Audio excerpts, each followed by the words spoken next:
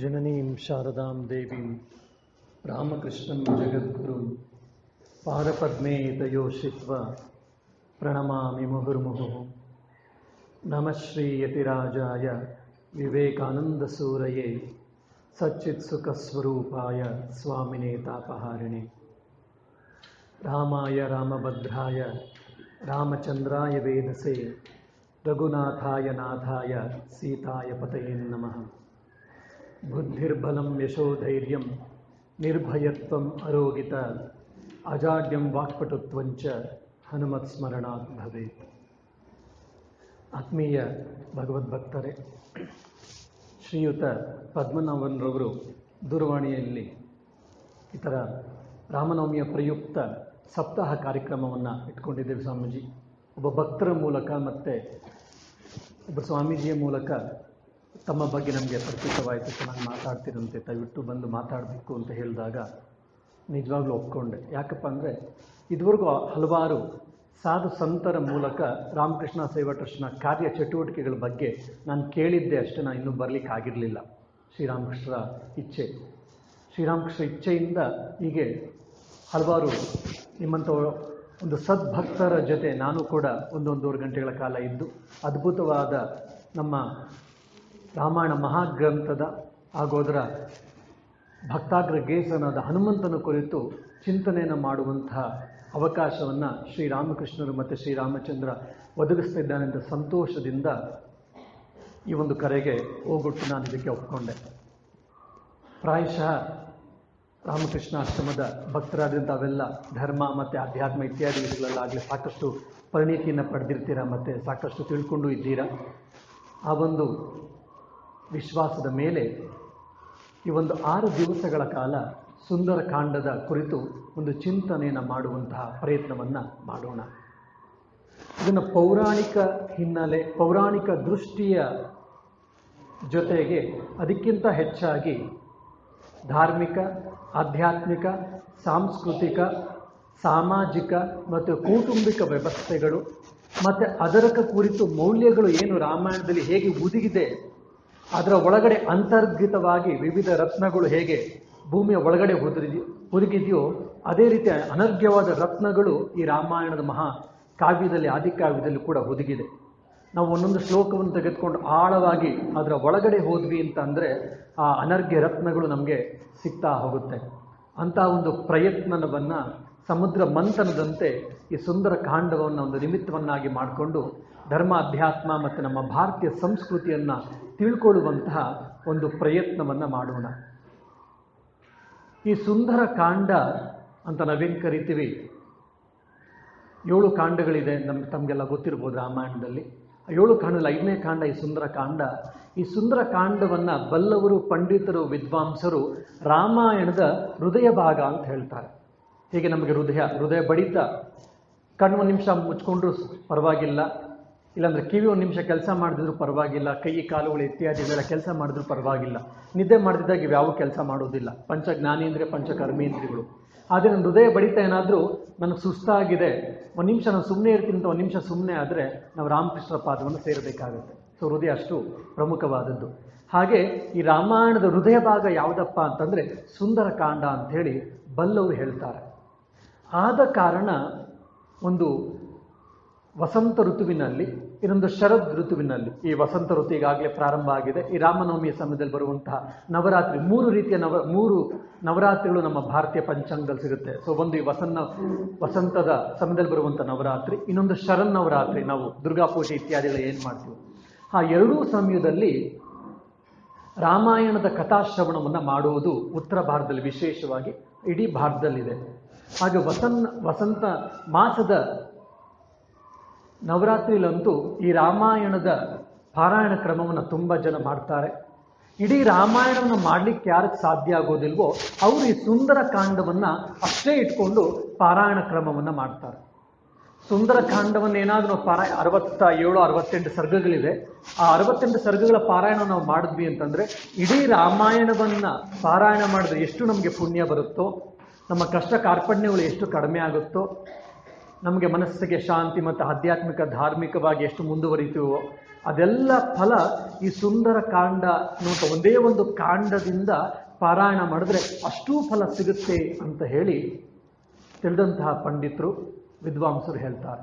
So ಹಾಗಾಗಿ ಇಡೀ ರಾಮಾಯಣವನ್ನು ಯಾರು ಪಾರಾಯಣ ಮಾಡಲಿಕ್ಕಾಗೋದಿಲ್ವೋ ಅವರು ಈ ಸುಂದರ ಕಾಂಡವನ್ನು ಪಾರಾಯಣ ಮಾಡುವಂಥದ್ದು ನಮ್ಮ ಭಾರತೀಯ ಸಂಸ್ಕೃತಿಯಲ್ಲಿ ಅವ್ಯವಹಿತವಾಗಿ ಸಾವಿರಾರು ವರ್ಷಗಳಿಂದ ಬಂದಿದೆ.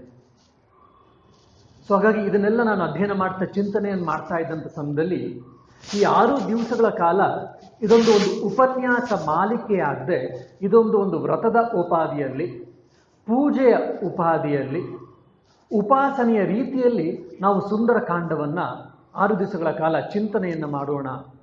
ಹೇಗೆ ನಾವು ಜಪವನ್ನು ಮಾಡ್ತೀವಿ, ಧ್ಯಾನವನ್ನು ಮಾಡ್ತೀವಿ, ಇಲ್ಲ ವ್ರತವಾದಿ ಗೌರಿ ಪೂಜೆ, ಗಣಪತಿ ಪೂಜೆ, ಇಲ್ಲ ಮಹಾಲಕ್ಷ್ಮಿ ವ್ರತ, ವರಮಹಾಲಕ್ಷ್ಮಿ ವ್ರತ ಇತ್ಯಾದಿಗಳೆಲ್ಲ ನಾವು ಮಾಡ್ತೀವಿ. ಅದೆಲ್ಲ ಮಾಡ್ತಾ ಇರೋಂಥ ಸಮಯದಲ್ಲಿ ಸಂಕಲ್ಪವನ್ನು ಕೂಡ ತೊಡ್ತೀವಿ. ಪ್ರತಿನಿತ್ಯ ಸಂಧ್ಯಾ ವಂದನೆ ಮತ್ತು ದಿನನಿತ್ಯ ಪೂಜೆಯನ್ನು ಮಾಡುವಾಗ ಮಾಡ್ತೀವಿ, ಮತ್ತು ವಿಶೇಷ ವ್ರತಗಳಲ್ಲಿ ವಿಶೇಷವಾದ ಸಂಕಲ್ಪಗಳನ್ನು ತೆಗೆದುಕೊಳ್ತೀವಿ. ಸೊ ಅದೇ ರೀತಿ ಈ ಸುಂದರ ಕಾಂಡವನ್ನು ಸಂಪೂರ್ಣವಾಗಿ ಪಾರಾಯಣ ಮಾಡಲಿಕ್ಕೆ ಆಗದೇ ಇದ್ರೂ ಕೂಡ ಅದನ್ನು ಒಂದು ಉಪಾಸನಾ ರೂಪದಲ್ಲಿ, ಪೂಜಾ ರೂಪದಲ್ಲಿ ತೆಗೆದುಕೊಂಡು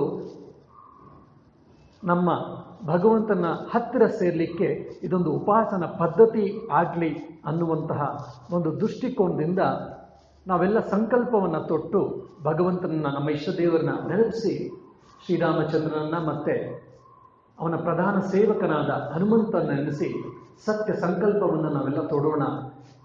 ಒಳ್ಳೆಯ ಮನಸ್ಸಿನಿಂದ, ಶುಚಿ ಮನಸ್ಸಿನ ತೊಡೋಣ. ಅದರಿಂದ ನಮ್ಮೆಲ್ಲ ಕಷ್ಟ ಕಾರ್ಪಣ್ಯಗಳು ಕೂಡ ನೀಗಲಿ, ಕಡಿಮೆ ಆಗಲಿ ಅನ್ನುವಂತಹ ಒಂದು ಇಚ್ಛೆಯಿಂದ ಈಗ ಸಂಕಲ್ಪವನ್ನು ಹೇಳಿಕೊಡ್ತೇನೆ. ನಾನು ಸಣ್ಣದಾಗಿ ಬಿಡಿಸಿ ಹೇಳಿಕೊಡ್ತೇನೆ. ನೀವೆಲ್ಲರೂ ಕೂಡ ಭಕ್ತಿಯಿಂದ ಕಣ್ಮುಚ್ಕೊಂಡು ಹೇಳಿದ್ದನ್ನು ಕೇಳಿಕೊಂಡು ಆ ಸಂಕಲ್ಪವನ್ನು ತೊಟ್ಟು 6 ದಿವಸಗಳ ಕಾಲ ಈ ವ್ರತವನ್ನು ನಾವು ಸಂಪೂರ್ಣವಾಗಿ ಮಾಡಲಿಕ್ಕೆ ಪ್ರಯತ್ನವನ್ನು ಮಾಡೋಣ. ಓಂ ಗುರುರ್ ಬ್ರಹ್ಮ ಗುರುರ್ವಿಷ್ಣು ಗುರುರ್ದೇವೋ ಮಹೇಶ್ವರಃ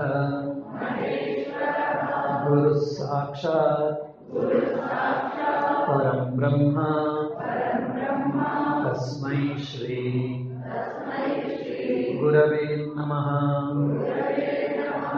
ಓಂ ಶುಕ್ಲಾಂ ಭರಧರಂ ವಿಷ್ಣುಂ ಶಶಿವರ್ಣಂ ಚತುರ್ಭುಜಂ ಪ್ರಸನ್ನವದನಂ ಧ್ಯಾಯೇತ್ ಸರ್ವವಿಘ್ನೋಪಶಾಂತಯೇ. ಅಭಿಪ್ರಾತಾರ್ಥಸಿದ್ಧ್ಯರ್ಥಂ ಪೂಜಿತೋ ಯಸ್ಸುರೈರಪಿ ಸರ್ವವಿಘ್ನಛೇದ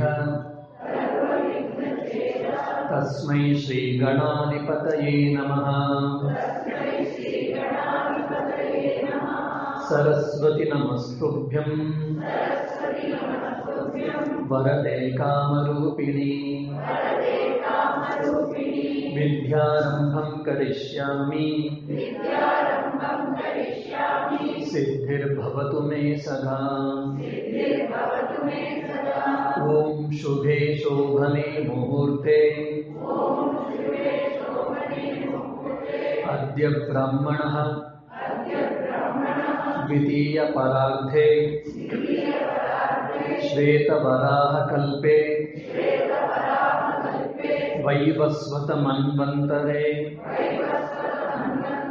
ಕಲಿಯುಗೆ ಪ್ರಥಮ ಪಾದೆ ಜಂಬೂದ್ವೀಪೆ ಭಾರತವರ್ಷೆ ಭರತಖಂಡೇ ದಂಡಕಾರಣ್ಯ ಗೋದಾವರ್ಯಾಃ ದಕ್ಷಿಣೇ ತೀರೆ ಶಾಲಿವಾಹನಶಕೆ ಬೌದ್ಧಾವತಾರೆ ರಾಮಕ್ಷೇತ್ರೇ अस्मिन् वर्तमाने व्यवहारिके चान्द्रमानेन प्रभवादिषष्टि संवत्सराणां मध्ये श्रीमते श्रीविळम्बी नाम संवत्सरे उत्तरायणे वसंत ऋतौ चैत्रमासे शुक्लपक्षे द्वितीयां तिथौ सोमवासरयुक्तायां शुभनक्षत्र शुभयोग शुभकरण एवं गुणविशिष्टायाम् अस्यां शुभतिथौ मम उपात्त समस्त दुरितक्षयद्वारा श्री परमेश्वर प्रीत्यर्थम् अस्माकं सहकुटुम्बानां क्षेमस्थैर्य विजयवीर्य आयुरारोग्य ऐश्वर्य आनंद अभिवृद्ध्यर्थम् ज्ञानभक्ति वैराग्यवृद्ध्यर्थम् धर्म अर्थ काम मोक्ष चतुर्विध फलपुरुषार्थ सिद्ध्यर्थम् इष्टकामार्थ सिद्ध्यर्थम् तात्कालिक ग्रह्य संपत्स्यमान अशुभ संचार दोष परिहारार्थं दुस्वप्न दुश्शकुन दुर्निमित्ताभिः सूचित तत्तोष परिहारार्थं समस्त रोगोपद्रव निवृत्तद्वारा जन्म जन्मांतरेषु कृत समस्त पीड़ा परिहारार्थं अरिष्टस्थानेषु स्थितानां ग्रहाणां शुभफलव्याप्त्यर्थं शुभस्थानेषु स्थितानां ग्रहाणां अतिशय शुभफल व्याप्त्यर्थं श्री सीता लक्ष्मण भरत शत्रुघ्न हनुमत् समेत श्री रामचंद्र देवता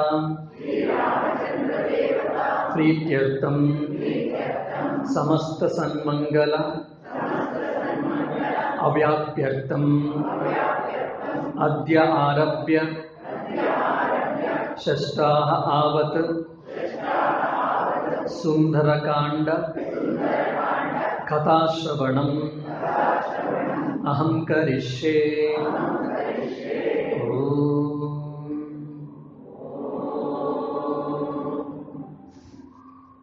ಪ್ರಾಯಶಃ ಇದರ ಅರ್ಥ ಆಗಿರಬೇಕು ನಿಮಗೆಲ್ಲ. ಇವತ್ತಿನ ದಿವಸ ಯಾವುದು ನಾವು ಇರುವಂತಹ ಭೌಗೋಳಿಕ ಪ್ರದೇಶವನ್ನು ನಿಮಿತ್ತವನ್ನಾಗಿ ಮಾಡಿಕೊಂಡು ನಮ್ಮ ಬರುವಂತಹ ಎಲ್ಲ ರೀತಿಯ ಕಷ್ಟ ಕಾರ್ಪಣ್ಯಗಳೆಲ್ಲ ನಿವಾರಿಸು ಹೇ ಭಗವಂತ. ನಮ್ಮ ಕುಟುಂಬ, ನಮ್ಮ ಬಂಧು ವರ್ಗದವರು ಎಲ್ಲರೂ ಕೂಡ ಚೆನ್ನಾಗಿರಲಿ, ಅವರಿಗೆ ವಿಜಯ ಆನಂದ ಐಶ್ವರ್ಯಗಳೆಲ್ಲ ದೊರಕಲಿ, ನಮಗೂ ಕೂಡ ದೊರಕಲಿ, ಎಲ್ಲರೂ ಆನಂದದಿಂದ ಇರೋಣ. ಅದಕ್ಕೋಸ್ಕರ ಶ್ರೀರಾಮಚಂದ್ರನ ಇಡೀ ಕುಟುಂಬವನ್ನು ನೆನಪಿಸ್ತಾ ಅವನ ಪಾದವನ್ನು ಸ್ಪರ್ಶ ಮಾಡಿ ಅವನನ್ನು ಸಾಕ್ಷಿಯನ್ನಾಗಿ ಮಾಡಿಕೊಂಡು ಈ ಸುಂದರಕಾಂಡ ಕಥಾಶ್ರವಣವನ್ನು ನಾನು ಇವತ್ತಿನಿಂದ ಮಾಡಲಿಕ್ಕೆ ಪ್ರಾರಂಭ ಮಾಡ್ತಿದ್ದೇನೆ. ಇನ್ನು 6 ದಿವಸಗಳ ಕಾಲ ಈ ಕಥಾಶ್ರವಣವನ್ನು ಮಾಡ್ತೇನೆ.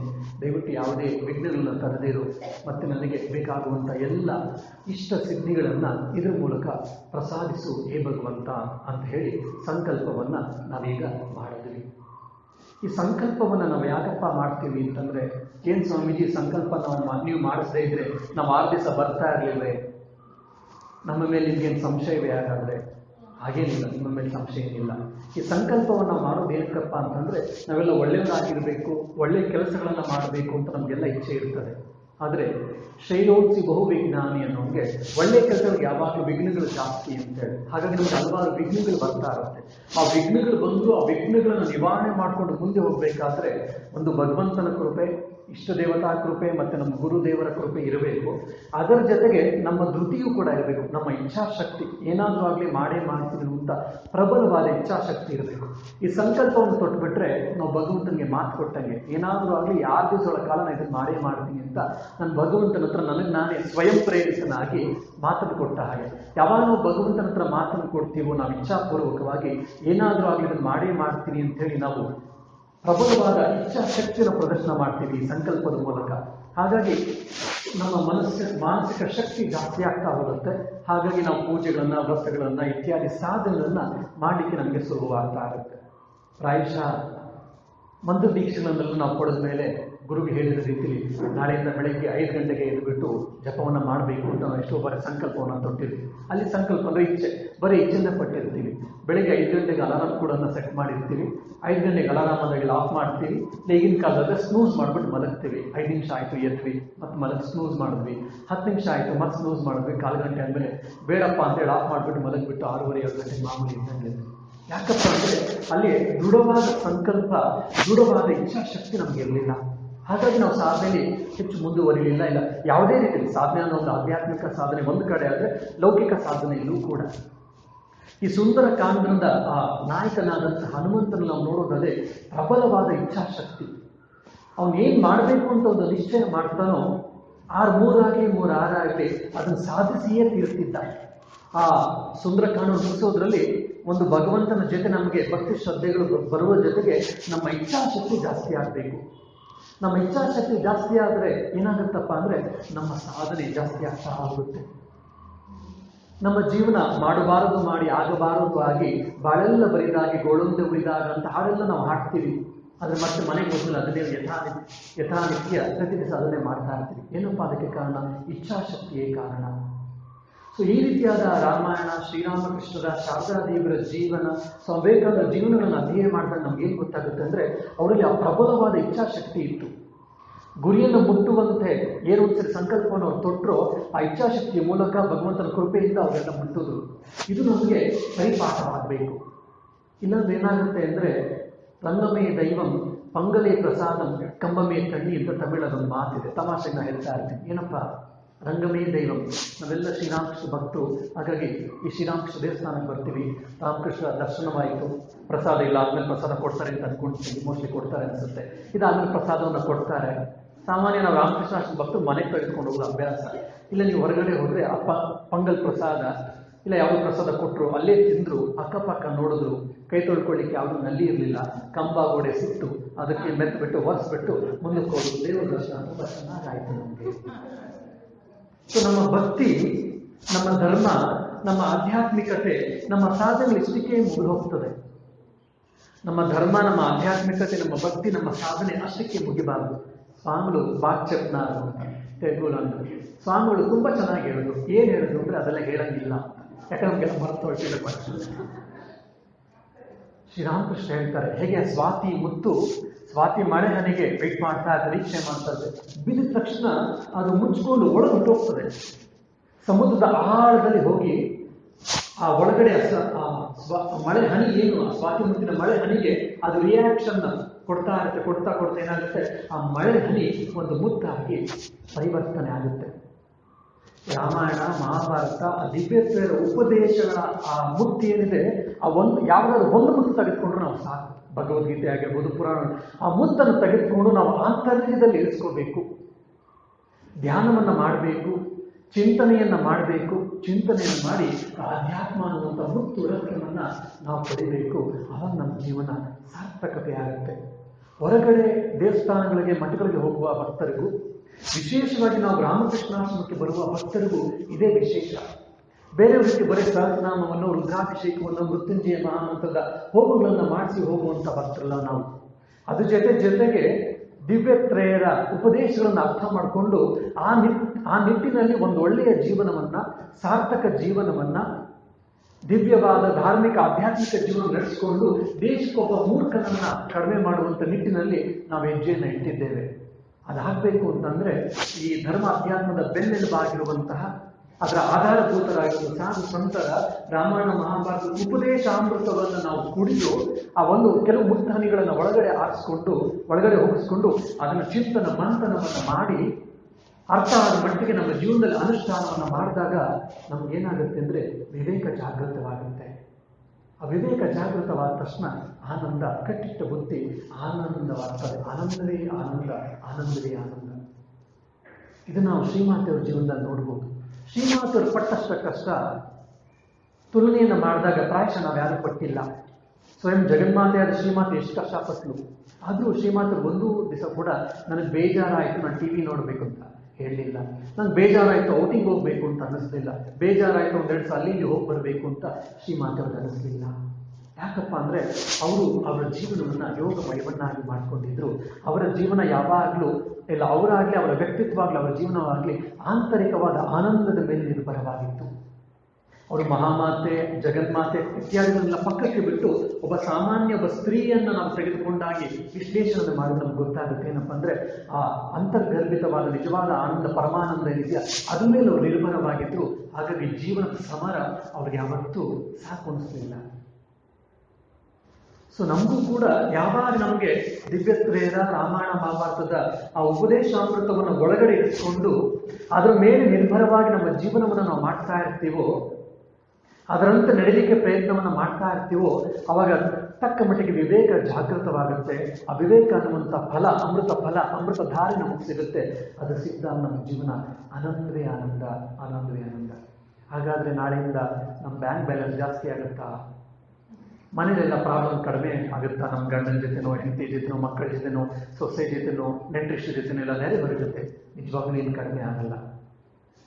ಜಗತ್ತೇನು ಬದಲಾಗಲ್ಲ, ಸಮಾಜ ಏನು ಬದಲಾಗಲ್ಲ, ಸಂಸಾರ ಏನು ಬದಲಾಗಲ್ಲ, ನನ್ನ ಹೆಂಡತಿ ಮಕ್ಕಳು, ಸೊಸೆ, ಅಳಿಯ, ಹೆಂಡತಿ ಅವ್ರ್ಯಾರು ಬದಲಾಗಲ್ಲ. ಮತ್ತೇನು ಹೇಗೆ ಮತ್ತೆ ಬದಲಾಗುತ್ತೆ? ನಾನು ಬದಲಾಗ್ತೇನೆ. ನಾನು ನೋಡುವಂಥ ದೃಷ್ಟಿಕೋನ ಬದಲಾಗುತ್ತೆ. ನಾನು ಅದಕ್ಕೆ ಎಷ್ಟು ಬೆಲೆ ಕೊಡಬೇಕು, ಅದಕ್ಕೆ ಎಷ್ಟು ಸೂಕ್ತವಾದಂತಹ ಬೆಲೆಯನ್ನು ಕೊಡಬೇಕು ನನಗೆ ಅರ್ಥ ಆಗುತ್ತಾ ವಿವೇಕದಿಂದ. ಇದರ ಕಷ್ಟದ ಮಧ್ಯದಲ್ಲೂ, ಹಲವಾರು ಸಮಸ್ಯೆಗಳ ಮಧ್ಯದಲ್ಲೂ ಆನಂದವಾಗಿ ನಾನು ಹೇಗಿರಬೇಕು ಅಂತ ನಮಗೆ ಗೊತ್ತಾಗ್ತದೆ. ಈ ದೃಷ್ಟಿಕೋನದಲ್ಲಿ ನಮ್ಮ ಧರ್ಮಶಾಸ್ತ್ರಗಳನ್ನು, ರಾಮಾಯಣ ಮಹಾಭಾರತದ ಮಹಾನ್ ಗ್ರಂಥಗಳನ್ನು, ದಿವ್ಯತ್ರೇಯರ ರಾಮಕೃಷ್ಣ ವಚನ ವೇದ, ಶ್ರೀ ಶಾರದಾದೇವಿ ವಚನ ವೇದವನ್ನು, ಸ್ವಾಮಿ ವಿವೇಕಾನಂದರ ಉಕ್ತಿಗಳಾದ ಸ್ವಾಮಿ ವಿವೇಕಾನಂದ ಕೃತಿ ಶ್ರೇಣಿಯನ್ನು ನಾವು ಓದಬೇಕು. ಆವಾಗ ಅದರ ಸಂಪೂರ್ಣವಾದ ಪ್ರಯೋಜಕತೆಯನ್ನು ನಾವೆಲ್ಲ ಪಡ್ಕೊಳ್ಬೋದು. ಇಲ್ಲ ಅಂದರೆ ನಾವೇನೇ ಮಾಡಲಿ, ಎಷ್ಟೇ ದುಡಿಲಿ, ಎಷ್ಟೇ ಸಂಪಾದನೆ ಮಾಡಲಿ, ಎಷ್ಟೇ doctorate, double graduate, triple graduate ತೆಗೆದುಕೊಳ್ಳಿ, ಜೀವನದಲ್ಲಿ ಆನಂದವಾಗಿರ್ತೀವಿ, ಸುಖವಾಗಿರ್ತೀವಿ ಅಂತ ಯಾರು ಜಗತ್ತಿನಲ್ಲಿ ಖಾತ್ರಿಯನ್ನು ಕೊಟ್ಟಿದ್ದಿಲ್ಲ. ನಳದ ಮೇತ್ಯಂತ, ಯಯಾತ್ಯಂತ ಮಹಾರಾಜ ಕೂಡ ಇಲ್ಲ. ಸೊ ಅದಕ್ಕೆ ಬುದ್ಧಿವಂತರು ಏನಪ್ಪ ಯೋಚನೆ ಮಾಡ್ತಾರೆ ಅಂದರೆ ಅಂತರ್ ಧ್ಯಾನವಸ್ತರಾಗಿ ಒಳಗಡೆ ಇರುವಂಥ ಆನಂದವನ್ನು ಪಡ್ಕೊಳ್ತಾ ಹೋಗ್ತಾರೆ. ಅವರು ಆನಂದವಾಗಿರ್ತಾರೆ. ಮೂರ್ಖತ್ವ ಕಡಿಮೆ ಆಗ್ತಾ ಹೋಗ್ತದೆ ವಿವೇಕ ಜಾಗೃತವಾದಾಗ. ಆ ವಿವೇಕಿ, ಅದ್ಭುತವಾದ ಪ್ರಬಲವಾದ ಇಚ್ಛಾಶಕ್ತಿಯನ್ನು ಪ್ರದರ್ಶನ ಮಾಡಿದ್ದ ಈ ಹನುಮಾನ್ ದೇವರು, ಹನುಮಂತ ನಿಜವಾದ ಭಕ್ತ, ನಿಜವಾದ ಸೇವಕ ಮತ್ತು ಅವನ ಆತ್ಮವಿಶ್ವಾಸ ಇತ್ಯಾದಿಗಳನ್ನು ನಾವು ನೋಡ್ತಾ ಹೋಗ್ತೀವಿ. ಈ ದೃಷ್ಟಿಕೋನದಲ್ಲಿ ನಾವು ಭಗವಂತನ ಚಿಂತನೆಯನ್ನು, ಲೀಲಾ ಕಥನವನ್ನು, ಸಾಧು ಸಂತರ ಜೀವನಗಳನ್ನು, ಉಪದೇಶಗಳನ್ನು ನಾವು ಅಧ್ಯಯನ ಮಾಡಿದಾಗ ಅದರಿಂದ ಹೆಚ್ಚು ಪ್ರಯೋಜನವನ್ನು ನಾವು ಪಡೆಯಬಹುದು ಅಂತ ಒಂದು ಪೀಠಿಕೆಯನ್ನು ಕೊಡ್ತಾ ಸುಂದರಕಾಂಡಕ್ಕೆ ಹೋಗೋಣ.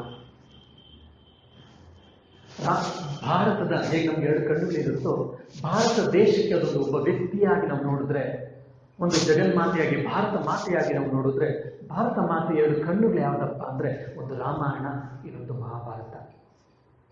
ಅಂಥ ಅದ್ಭುತವಾದಂತಹ ಗ್ರಂಥಗಳ ಬಗ್ಗೆ ಇಂದಿನ ಜನಗಳು, ವಿಶೇಷವಾಗಿ ಬುದ್ಧಿವಂತರು ಅನ್ನಿಸ್ಕೊಂಡವರು, ರಾಮಾಯಣವನ್ನು ಮಹಾಭಾರತವನ್ನು ತುಂಬ ಅಲ್ಲಗಲಿತಾರೆ.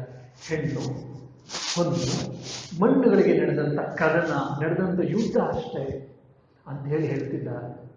ಅದು ವಿಪರ್ಯಾಸವೇ ಸರಿ. ಅದು ಒಂದು ಕಡೆ ಆದರೆ, ನಮಗೂ ಕೂಡ ಮುಂಚೆ ಹರಿಕಥೆ, ಯಕ್ಷಗಾನ, ಕಥಾಶ್ರವಣಗಳೆಲ್ಲ ನಡೀತಾ ಇತ್ತು. ಹಾಗೆ ನಾವುಗಳೆಲ್ಲ ಅಲ್ಲಿ ಹೋಗ್ತಾ ಇದ್ವಿ. ಪ್ರತ್ಯಕ್ಷವಾಗಲೂ ಪರೋಕ್ಷವಾಗಲೂ ನಮಗೆ ರಾಮಾಯಣ, ಮಹಾಭಾರತ ಇತ್ಯಾದಿ ಕಥೆಗಳು ಚೆನ್ನಾಗಿ ಗೊತ್ತಾಗ್ತಿತ್ತು. ಮನೆಯಲ್ಲೂ ಕೂಡ ಪೂಜೆ ಪುನಸ್ಕಾರಗಳು, ವ್ರತಾದಿಗಳು ಇತ್ಯಾದಿಗಳು ಚೆನ್ನಾಗಿ ನಡೀತಾ ಇತ್ತು. ಚಿಕ್ಕ ವಯಸ್ಸಿಂದ ಅಜ್ಜಿ ತಾತಗಳು ಕೂಡ ಹೇಳ್ಕೊಡ್ತಾರೆ, ಕುಟುಂಬದ ವ್ಯವಸ್ಥೆ ಇತ್ತು. ಸೊ ಪ್ರತ್ಯಕ್ಷವಾಗಿ ಪರೋಕ್ಷವಾಗಿ ನಮ್ಮ ಧರ್ಮದ ಬಗ್ಗೆ, ನಮ್ಮ ಆಚಾರ ವಿಚಾರಗಳ ಬಗ್ಗೆ ನಮ್ಗೆ ಗೊತ್ತಾಗ್ತಾ ಇತ್ತು.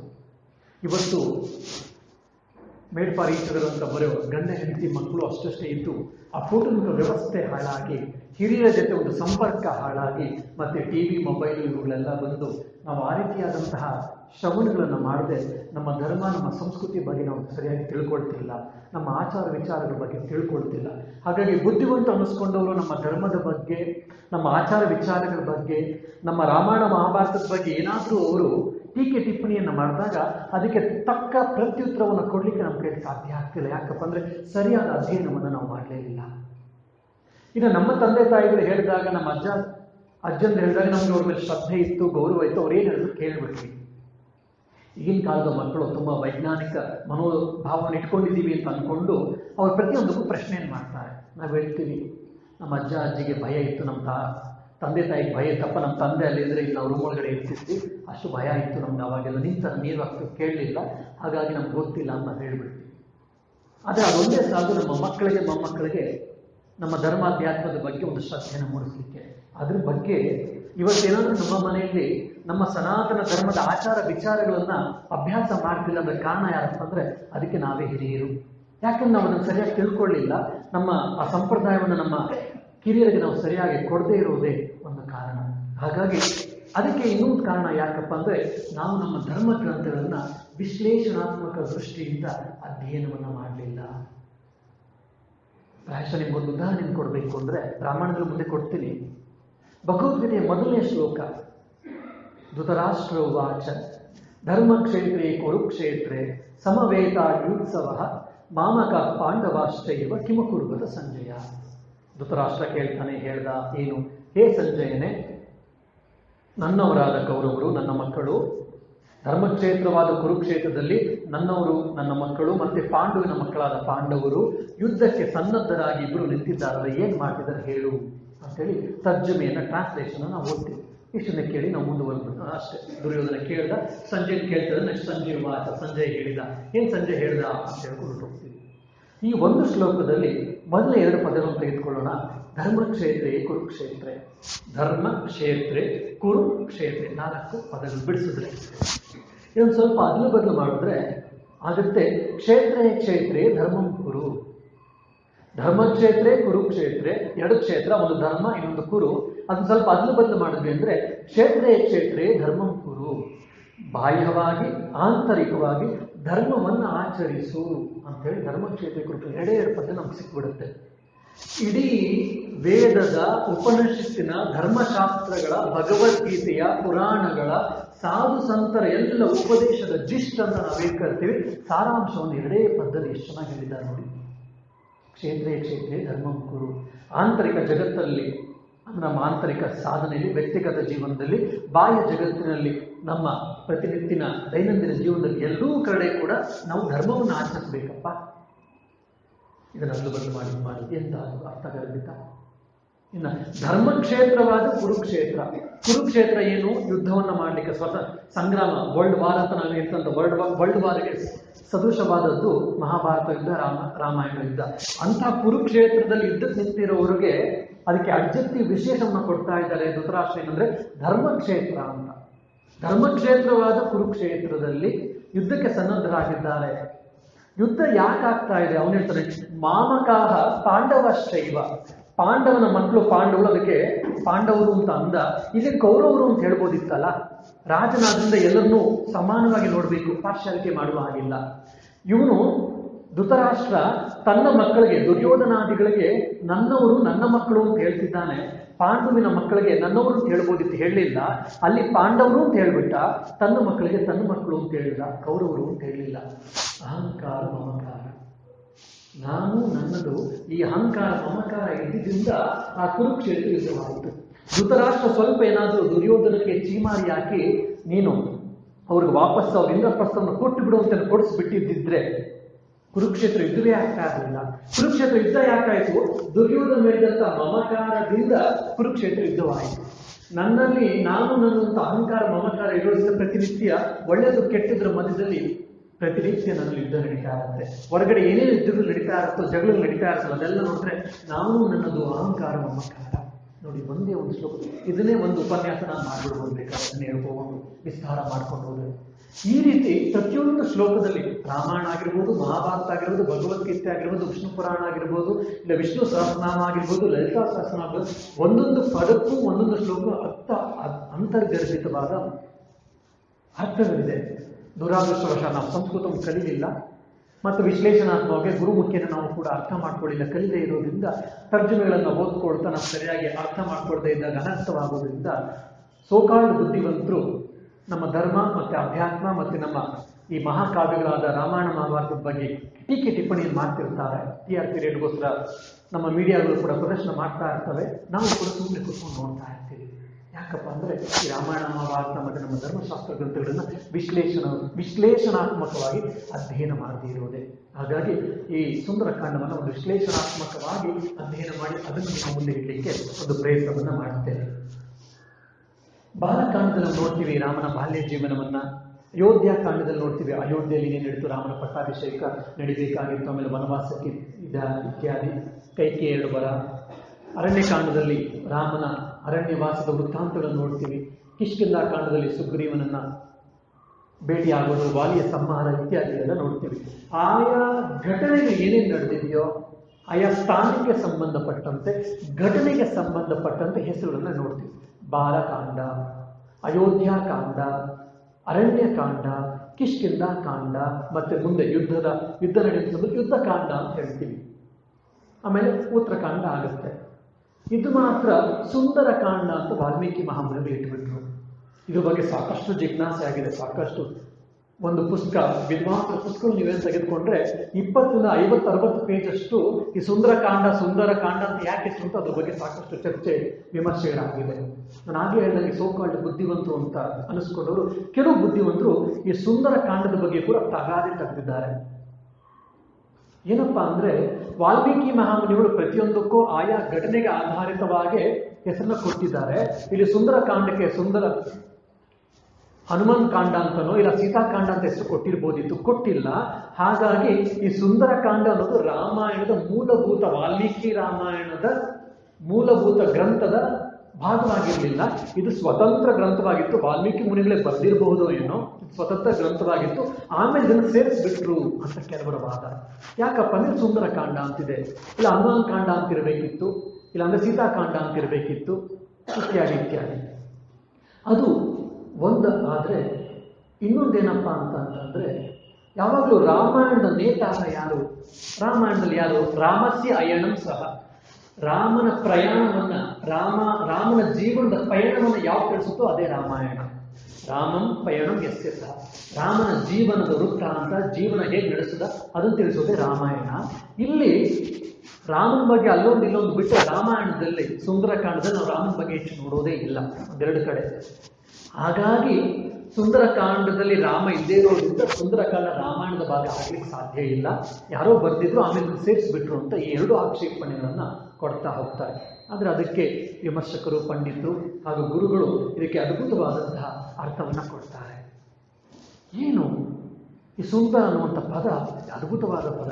ಸುಂದರ ಪದವೇ ಸುಂದರ, ಆ ಸುಂದರ ಪದ ನಿಜವಾಗ್ಲೂ ಸುಂದರ.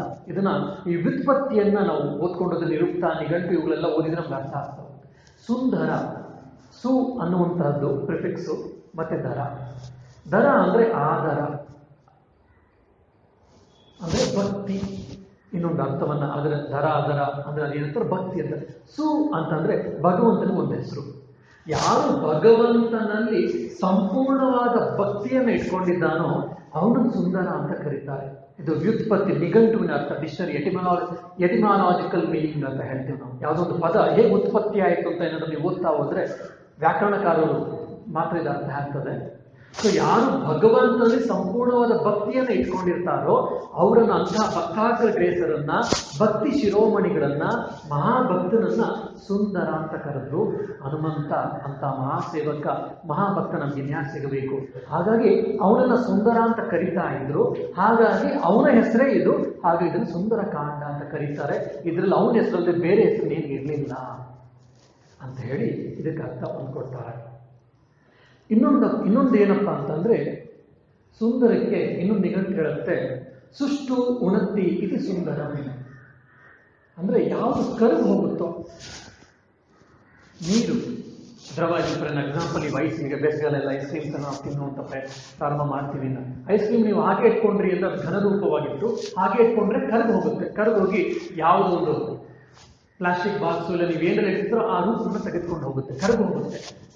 ಅದೇ ರೀತಿ ಭಗವಂತ ಅನ್ನುವಂತಹ ಒಂದು ಪಾತ್ರೆಯಲ್ಲಿ ಈ ಹನುಮಂತ ಕರಗಿ ಹೋಗ್ಬಿಟ್ಟ ಅಂತಂದ್ರೆ, ಆ ಭಗವಂತ ಹೇಗಿದ್ದಾನೋ, ಭಗವಂತ ಏನು ಇಚ್ಛೆ ಪಡ್ತಿದ್ನೋ ಆ ರೀತಿ ಎಲ್ಲ ಭಗವಂತನ ಇಚ್ಛೆಯಂತೆ ಈ ಹನುಮಂತ ಜೀವನವನ್ನ ಮಾಡ್ದ, ಕೆಲಸಗಳನ್ನ ಮಾಡ್ದ, ಸೇವೆಯನ್ನ ಮಾಡ್ದ. ಹಾಗಾಗಿ ಸುಷ್ಟು ಉನ್ನತಿ ಇತಿ ಸುಂದರಂ ಅನ್ನುವಂಥ ಅರ್ಥದಲ್ಲಿ ಕೂಡ ಹನುಮಂತನಿಗೆ ಸುಂದರ ಅಂತ ಹೇಳ್ತಾರೆ. ಅವನ ಮನಸ್ಸು, ಅವನ ಬುದ್ಧಿ, ಅವನ ಅಂತಃಕರಣ, ಅವನ ಆಲೋಚನೆ, ಅವನ ಚಿಂತನೆ ಎಲ್ಲವೂ ಕೂಡ ಆ ರಾಮ ಅನ್ನುವಂಥ ಪಾತ್ರೆಯಲ್ಲಿ ಕರಗಿ ಹೋಗಿತ್ತು. ರಾಮ ಪಾತ್ರೆ ಹೇಗಿತ್ತು ಅದೇ ರೂಪವನ್ನ ಈ ಹನುಮಂತನ ಅಂತಃಕರಣ ತೆಗೆದುಕೊಂಡು ಬಿಟ್ಟಿತ್ತು. ಹಾಗಾಗಿ ಅವನು ಎದೆಯನ್ನು ಸೀಳಿದಾಗ ಅಲ್ಲೇನಿತ್ತು ರಾಮ ಮತ್ತು ಸೀತೆ. ನಾವು ಇದನ್ನು ಶ್ರೀರಾಮಕೃಷ್ಣ ಜೀವನದಲ್ಲಿ ನೋಡ್ಬೋದು. ಶ್ರೀರಾಮಕೃಷ್ಣ ಹೇಳ್ತಾರೆ, ನಾನೆಲ್ಲ ಸಾಧನೆ ಮಾಡಿದ್ದೇನೆ, ಎರಕವನ್ನ ತಯಾರಿ ಮಾಡಿ ಹೋಗಿದ್ದೇನೆ, ನಿಮ್ಮನ್ನು ನೀವು ಎರಕದಲ್ಲಿ ಹಾಕ್ಕೊಳ್ಳಿ ಅಂತ. ಈ ವಚನವೇದ ಒಂದೊಂದು ಮಾತು ನಾವು ಧ್ಯಾನ ಮಾಡಿದಾಗ ಮಾತ್ರ ನಮ್ಗೆ ಅರ್ಥ ಆಗುತ್ತೆ. ನಾನು ಸಾಧನೆಯನ್ನು ಮಾಡಿ ಎರಕವನ್ನು ತಯಾರಿ ಮಾಡಿದ್ದೇನೆ. ಎರಕ ಅಂದ್ರೆ ಅಚ್ಚು, ಬೆಳೆದಚ್ಚು. ಹಿಂದಿನ ಕಾಲ ಸಂಕ್ರಾಂತಿಯಲ್ಲಿ ಮಾಡೋ ಸಮಯದಲ್ಲಿ ಈ ಅಚ್ಚುಗಳನ್ನು ಉಪಯೋಗಿಸ್ತಿದ್ದಲ್ಲ, ಆ ಅಚ್ಚನ್ನು ನಾನು ತಯಾರಿ ಮಾಡಿ ಹೋಗಿದ್ದೇನೆ, ನೀವು ನಿಮ್ಮನ್ನು ಹಾಕಿಕೊಂಡು ನಿಮ್ಮನ್ನು ಅದರಂತೆ ಮಾಡ್ಕೊಳ್ಳಿ ಅಂತ. ಹೇಗೆ ನೀವು ಅಚ್ಚು ಒಂದು ಟ್ರಯಾಂಗಲ್ ಶೇಪ್ ಇರ್ಬೋದು, ಒಂದು ಗೋಪುರ ಶೇಪ್ ಇರ್ಬೋದು, ಇನ್ನೊಂದು ರೆಕ್ಟಾಂಗಲ್ ಇರ್ಬೋದು, ಇನ್ನೊಂದು ಯಾವ ಪಕ್ಷಿ ಶೇಪ್ ಇರ್ಬೋದು, ಇನ್ನೊಂದು ಸ್ಟಾರ್ ಶೇಪ್ ಇರ್ಬೋದು, ಅದರಲ್ಲಿ ಸಕ್ಕರೆ ಪಾಕನೋ ಬೆಲ್ಲದ ಪಾಕ ಹಾಕೊಂಡ್ರೆ ಅದೇ ರೂಪ ತಾಳುತ್ತೆ. ಅದೇ ರೀತಿ ಶ್ರೀರಾಮಕೃಷ್ಣ ಹೇಳ್ತಾರೆ, ನಾನು ಆಗ್ಲೇ ಜೀವನವನ್ನು ನಡೆಸಿ ಹೇಗೆ ಜೀವನ ಮಾಡಬೇಕು ಅಂತ ಆ ಧರ್ಮ ಜೀವನವನ್ನು, ಆಧ್ಯಾತ್ಮಿಕ ಜೀವನ ನಿಮ್ಮ ಮುಂದೆ ಮಾಡಿ ತೋರಿಸಿದ್ದೇನೆ.